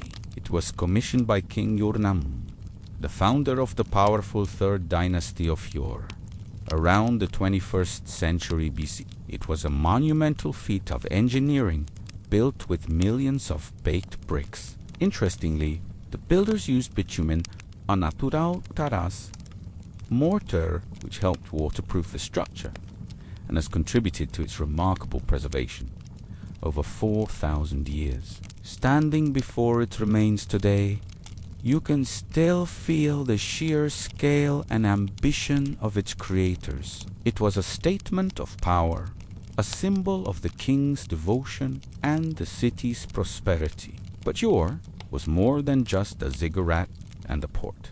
It was a highly organized city. Archaeologists, most famously Sir Leonard Woolley in the 1920s and 30s, have unearthed a complex urban landscape. They found distinct districts, a sacred area with temples and palaces, and residential areas with tightly packed houses lining narrow, winding streets. These homes were often 2 stories high, built around a central courtyard, a design that offered privacy and relief from the Mesopotamian heat. It is fascinating to think about the daily lives of the people who walked these very streets, the merchants haggling in the marketplace, the artisans crafting beautiful jewelry, and the scribes meticulously recording transactions on clay tablets. And speaking of scribes, Yore was a center of learning and one of the birthplaces of writing. The Sumerians invented cuneiform, one of the earliest systems of writing, and the scribes of yore were masters of it. Thousands of clay tablets have been discovered, detailing everything from epic poems like the Epic of Gilgamesh, which has roots in Sumerian stories, to mundane receipts for grain and livestock. These tablets are our window into their world, revealing a complex society with laws, literature, and a sophisticated bureaucracy. They even had schools known as edibas, or tablet houses, where young boys learned to read and write, preparing them for careers as priests or administrators. Perhaps one of the most astonishing discoveries at Yore was the royal cemetery. Woolley's excavation of these tombs unveiled a world of incredible wealth and, frankly, some rather grim rituals. The tombs, dating to around 2600 BCE, belonged to the city's elite. They were filled with breathtaking treasures, golden helmets, intricate headdresses made of lapis lazuli and carnelian, gold daggers, and a beautifully crafted lyre decorated with a bull's head. These artifacts, known as the treasures of yore, are masterpieces of Sumerian art and craftsmanship. But there was a darker side. Alongside the royal dead, archaeologists found the bodies of their attendants, soldiers, musicians, and servants who were sacrificed to accompany their masters into the afterlife. One tomb, that of a queen named Pwabi, contained over 70 attendants. This practice provides a stark insight into the Sumerian beliefs about death and the immense power wielded by their rulers. It is a chilling reminder that the splendor of the ancient world often came at a high human cost. Yore is also a city of immense religious significance, especially for the Abrahamic faiths. According to the book of Genesis, Yore was the birthplace of the prophet Abraham, the patriarch of Judaism, Christianity, and Islam. The Bible describes him as Abraham of yore of the Chaldees. While it's a matter of faith and historical debate, This connection has made Shire a sacred site and a place of pilgrimage for millions of people around the world. Imagine Abraham himself walking these streets, perhaps looking up at the very same ziggurat we can still see today. Like all great empires, yours glory eventually faded. A combination of factors, including a shift in the course of the Euphrates River and increasing soil salinity, which ruined agriculture, led to its decline. The city was eventually abandoned around 500 BCE, left to be swallowed by the sands of the Iraqi desert. For over 2,000 years, its location was lost to history, its name surviving only in ancient texts and scriptures. It's truly incredible to think that this once mighty city, a cradle of civilization, simply vanished. But thanks to the tireless work of archaeologists, Ur has been reborn from the dust. Today, the partially reconstructed ziggurat stands as a proud and silent sentinel over the surrounding plains, a powerful link to our shared human past. It reminds us of where we came from, of the first cities, the first laws, and the first stories ever written. The legacy of Ur is woven into the very fabric of our modern world. So, the next time you see a multi-story building, write a sentence, or even look up at the moon, take a moment to remember the ancient city of Ur. It's a place that teaches us about human ambition, creativity, and the cyclical nature of civilization. A true monument to the dawn of history. Imagine a city, a sprawling metropolis, bustling with life, power, and incredible ambition, long before Rome was even a village, long before the Parthenon graced Athens.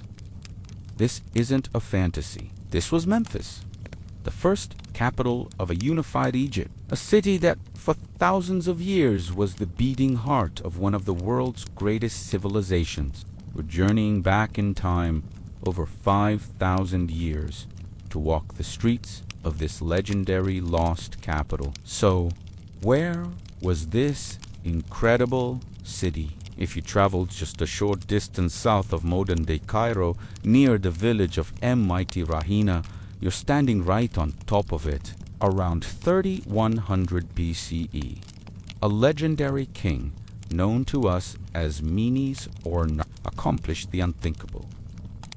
He united the two lands of Upper and Lower Egypt into a single powerful kingdom. And for this new empire, he needed a new capital, a symbol of this newfound unity. He chose a strategic spot right at the apex of the Nile Delta, the perfect place to control both the fertile lands to the north and the valley to the south. He named it Inabuhej, meaning the White Walls, likely after a magnificent whitewashed fortress that dominated the skyline. The name we use today, Memphis, actually comes from the Greeks, who centuries later adopted the name of the nearby Pyramid of Pepe the First. For over 3,000 years, Memphis was the center of the universe for the ancient Egyptians. It was the primary residence of the pharaohs, the seat of government, and the religious heart of the nation. The city was dedicated to the creator god Ptah,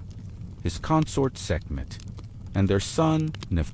The great temple of Ptah, known as the Hutkopata, was one of the most magnificent structures in the ancient world. It was so grand and influential that some scholars believe the Greek word for Egypt, Aegyptos, is a corruption of this very name, meaning the mansion of the soul of Ptah. Imagine walking through its colossal gateways, surrounded by towering statues and intricate carvings, the air thick with the scent of incense. This was the place where kings were crowned, where priests performed sacred rituals, and where the destiny of the nation was decided. But Memphis was more than just temples and palaces. It was a thriving, cosmopolitan city. Its harbors on the Nile teemed with boats carrying goods from across the known world: cedar from Lebanon, lapis lazuli from Afghanistan, and exotic goods from deep within Africa.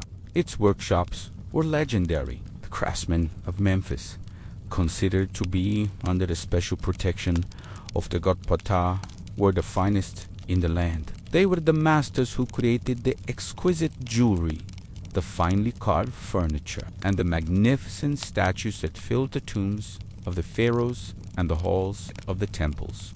The city was a melting pot of cultures, home to soldiers, merchants, artisans, and scribes from every corner of the empire and beyond. It was a place of incredible wealth, innovation, and artistic achievement. One of the most defining features of Memphis isn't within the city limits itself, but on the horizon. I'm talking about the vast necropolis on the western plateau, the famous pyramid fields of Giza and Lascaux. These were the eternal resting places for the kings and nobles who ruled from Memphis. The step pyramid of Djoser at Saqqara, the world's first large-scale stone building, was conceived right here.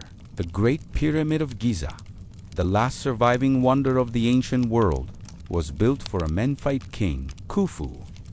These monumental tombs were a testament to the power, wealth, and religious conviction that emanated from the capital. They were connected to the city by causeways, forming a vast ceremonial landscape dedicated to the cycle of life, death, and rebirth. The city of the living, Memphis, and the city of the dead, Saqqara, were two sides of the same coin. So, with all this grandeur, where did it all go? Why isn't Memphis a sprawling ruin like Thebes or Karnak? The answer lies in the Nile itself and the passage of time. Unlike cities built with stone in the drier south, much of Memphis was constructed from mud brick. The annual flooding of the Nile, which brought life to the fields, slowly but surely eroded these structures, dissolving them back into the earth. Furthermore, as the capital shifted to other cities like Thebes and later Alexandria, Memphis began a slow decline. Its magnificent temples and palaces became quarries, their stones repurposed for new buildings in growing cities like Cairo. Over centuries, the great white walls were swallowed by the earth, buried under layers of silt and the growth of palm groves. The city that was once the center of the world simply vanished from sight. But Memphis was not entirely lost. For centuries, its memory lived on in ancient texts. In the 19th century, explorers and archaeologists began to uncover tantalizing clues. They discovered fallen statues, column fragments, and stone blocks scattered among the palm trees of Emi. One of the most spectacular finds was a colossal limestone statue of Ramesses the Great. It once stood over 10 meters tall, likely at the entrance to the Temple of Ptah. Today, it lies on its back inside a specially built museum in MIT Rahina. Its serene smile, a powerful reminder of the city's former glory. Another incredible discovery was the alabaster Sphinx of Memphis. Carved from a single massive block of calcite, this enigmatic statue, smaller than its famous cousin at Giza, but no less impressive, still stands guard, a silent witness to millennia of history. Excavations continue to this day, and every new dig reveals another piece of the puzzle. Archaeologists have uncovered embalming workshops, the remains of temples, and artifacts that tell the story of daily life in the ancient capital. But the sheer scale of the city, combined with the high water table and modern development, makes a full excavation incredibly challenging. Most of ancient Memphis remains buried, a vast archaeological treasure trove waiting beneath the fields and villages. It's a city that still holds many secrets. What we see today is just the tip of the iceberg, a faint echo of the city that laid the foundation for Egyptian civilization, a city whose influence shaped the world for thousands of years. Memphis may be a ghost of its former self, but its spirit, its legacy, lives on in the pyramids, on the horizon, and the incredible stories buried just beneath the surface. Imagine a city of legend, a name that echoes through millennia, synonymous with opulence, power, and myth. Now, we journey back in time, not just to any ancient ruin, but to the heart of Mesopotamia, to a place that was once the center of the world, Babylon, located near modern-day Hilla in Iraq. Babylon wasn't just a city, it was an empire. A beacon of civilization that rose from the Mesopotamian plains around 2300 BCE. Its story is one of conquest, innovation, and ambition, written in cuneiform on clay tablets and whispered in the tales of travelers for centuries. Join me as we uncover the secrets of this legendary metropolis, from its towering ziggurats to its fabled gardens, and separate the hard facts of history from the sands of myth. Let's explore the rise and fall of Babylon. The story of Babylon is impossible to tell without its most iconic ruler, Hammurabi, who ascended to the throne around 1792 BCE. He wasn't just a conqueror, he was a visionary administrator. Hammurabi transformed Babylon from a modest city-state into the capital of a sprawling empire that controlled much of Mesopotamia. How did he do it?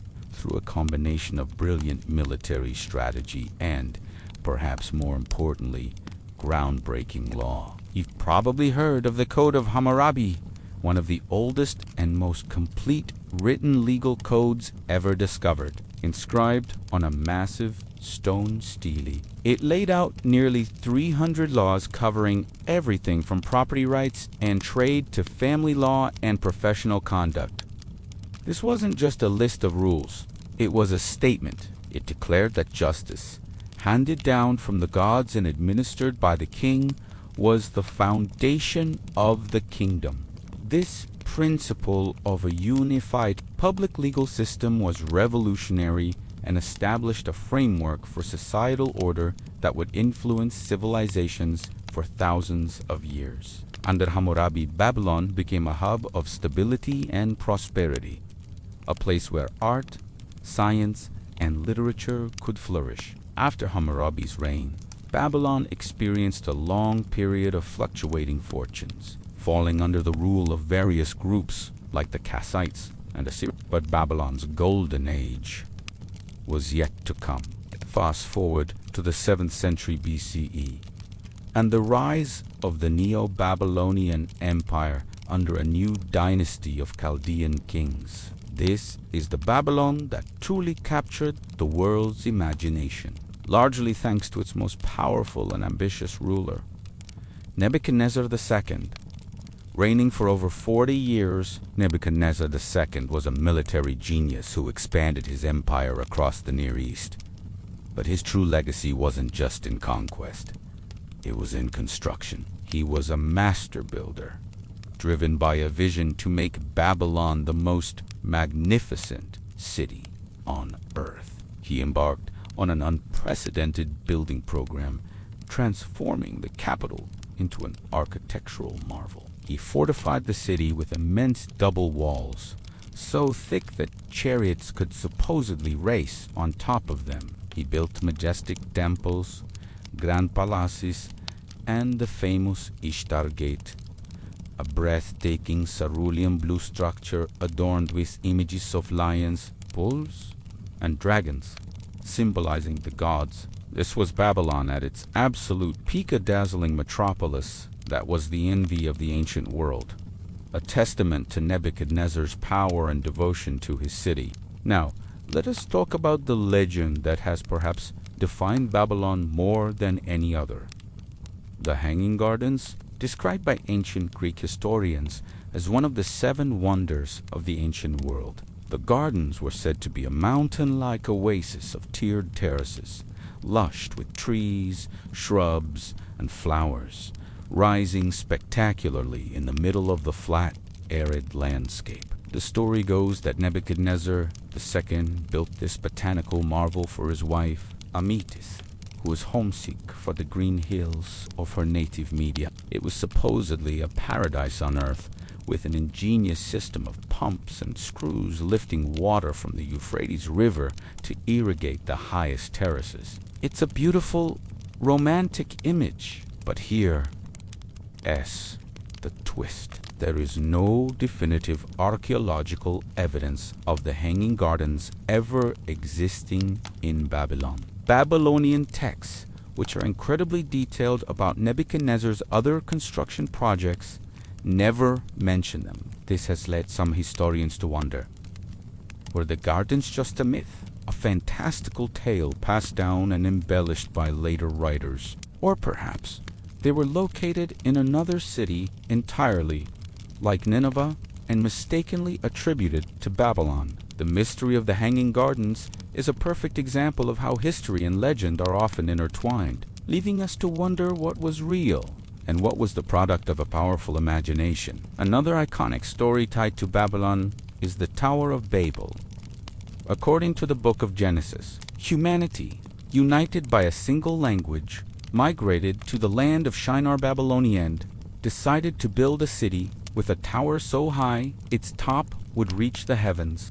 This act of hubris angered God, who then confused their languages and scattered them across the face of the earth, preventing them from completing the tower. While this is a religious and allegorical tale about the origins of different cultures and languages, it likely has a basis in a real structure. At the heart of Babylon stood a massive ziggurat dedicated to the city's patron deity, Marduk. This ziggurat, known as Itaminanki, which translates to the foundation of heaven and earth, was an enormous stepped pyramid, possibly reaching up to 91 meters high. To ancient travelers, this colossal structure, seemingly scraping the sky, would have been an awe-inspiring, almost unbelievable sight. It's easy to see how its sheer scale could have inspired the legendary tale of the Tower of Babel. The ziggurat was a symbol of Babylon's connection to the divine, a man-made mountain reaching for the gods, and its eventual decay and ruin mirrored the biblical story of divine punishment and human fallibility. The scientific and intellectual achievements of Babylon were just as impressive as its architecture. Babylonian scholars were meticulous observers of the world around them, particularly the night sky. Their astronomers developed sophisticated mathematical techniques to track the movements of the sun, moon, and planets. They created star catalogs, predicted eclipses with remarkable accuracy, and divided the year into 12 months, the week into 7 days, and the hour into 60 minutes, a system of timekeeping we still use today. This wasn't just for curiosity's sake. Astronomy was deeply intertwined with religion and astrology. They believed the movements of celestial bodies were omens from the gods that could predict the future and influence events on Earth. This fusion of science and spirituality led to the birth of the zodiac. Furthermore, their mathematicians developed a sophisticated basic number system which allowed them to work with fractions and solve complex algebraic equations. The remnants of this system survive in our measurement of angles in a circle 360 degrees and in our units of time. The intellectual legacy of Babylon is profound. They laid the groundwork for fields that would be developed centuries later by the Greeks and others. So what happened to this magnificent city? Like all great empires, Babylon's dominance was not eternal. In 539 BCE, the seemingly impenetrable city fell to a new rising power from the east, the Persians, led by Cyrus the Great.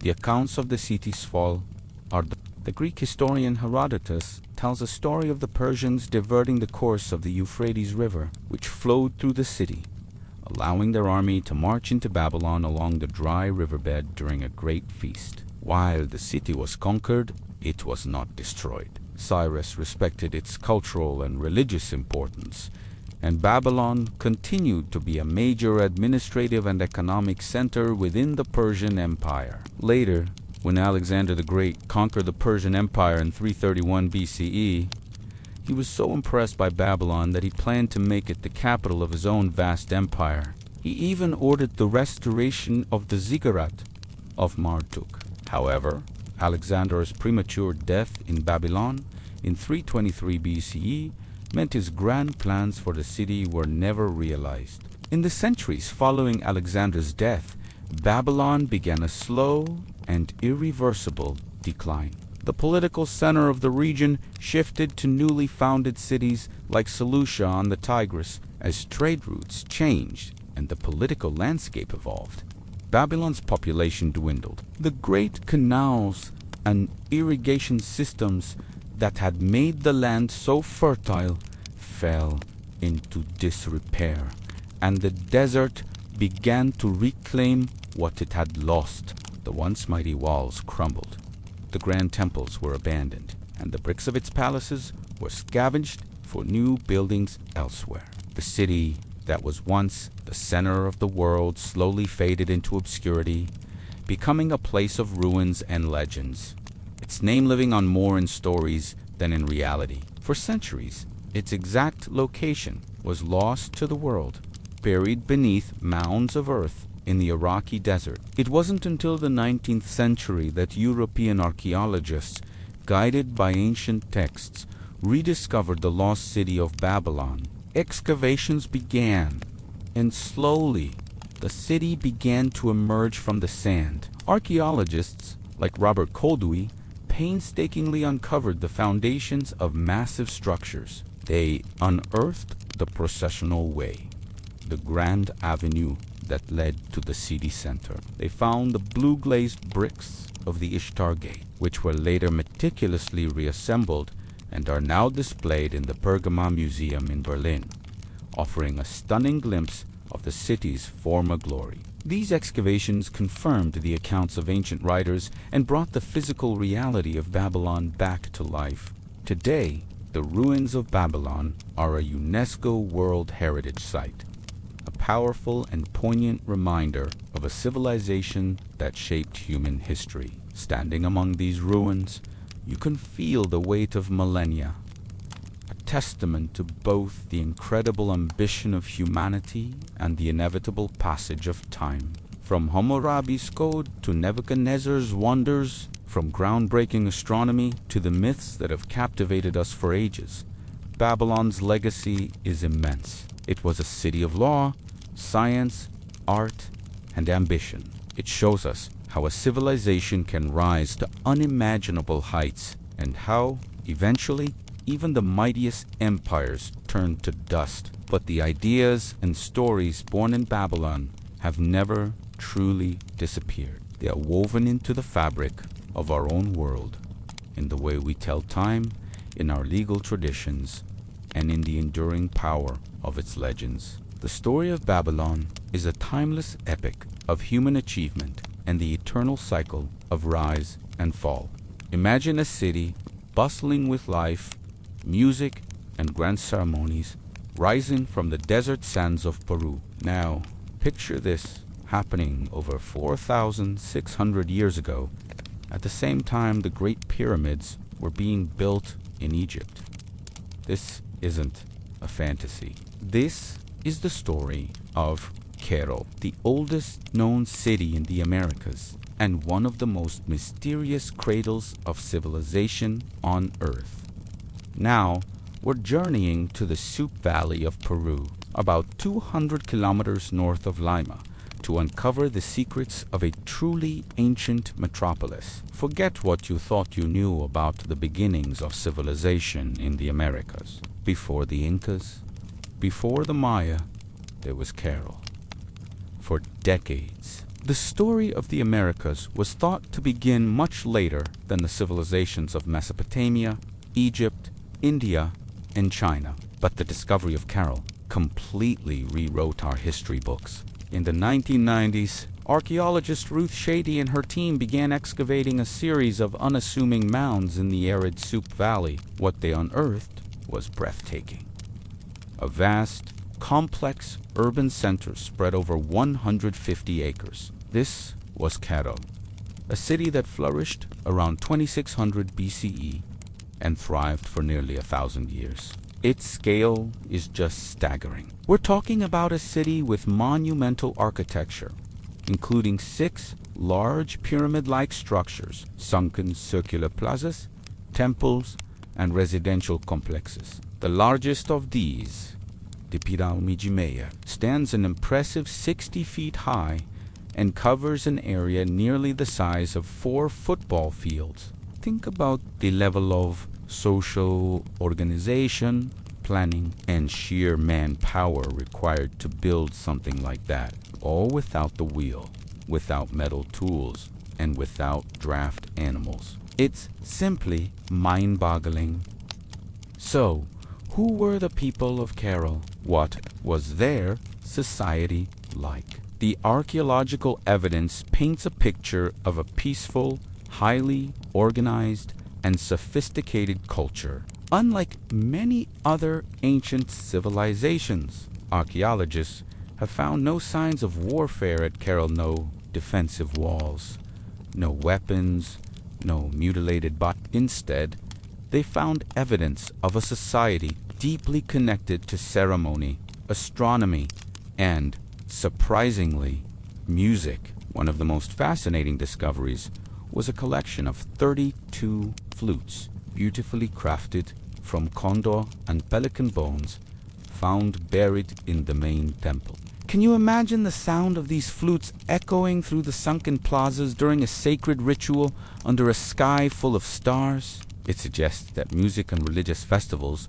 were central to their social fabric, a way of bringing the community together. This leads us to the big question. How did Cairo become so successful in such a harsh, arid environment? The answer lies in a brilliant economic model based on trade. The people of Cairo weren't major farmers of food crops. Instead, they specialized in growing cotton, particularly a high-quality-colored variety. They used this cotton to weave textiles and, most importantly, to create massive fishing nets. They then traded these nets with the fishing communities along the coast, located about 14 miles away. In return for their advanced netting technology, the people of Cairo received a steady supply of fish, especially anchovies, which became the cornerstone of their diet and a major source of protein. This inland coastal trade network was ingenious. It allowed Cairo to become a powerful economic hub, a central point connecting the Andes with the Pacific. They were masters of synergy, turning cotton into a key that unlocked the riches of the sea. The city's design itself speaks volumes about its social structure. The layout suggests a clear hierarchy. The grand pyramids and temples were likely the domain of the elite priests and rulers who organized society, directed trade, and oversaw the religious ceremonies. They lived in large residences atop the pyramids, literally looking down on the rest of the city. The common people, the farmers, craftsmen, and laborers lived in smaller, more modest housing complexes scattered around the ceremonial center.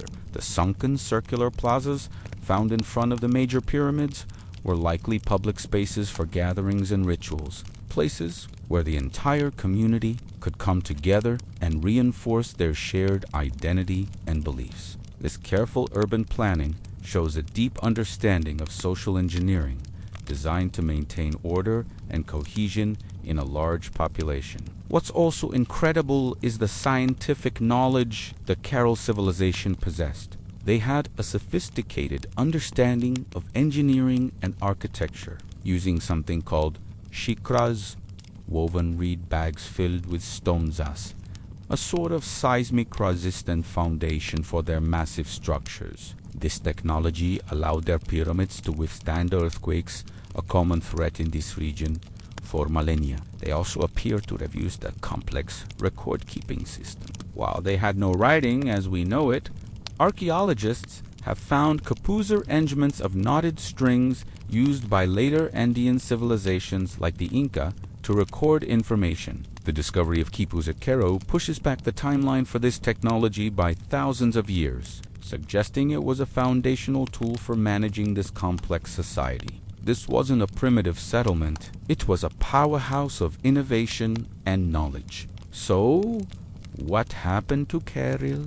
Why was this thriving metropolis abandoned after nearly a millennium of success? The evidence points towards climate change. Around 1800 BCE, it seems a prolonged period of drought and environmental shifts made life in the Soup Valley increasingly difficult. The agricultural system, so dependent on a delicate balance, likely collapsed.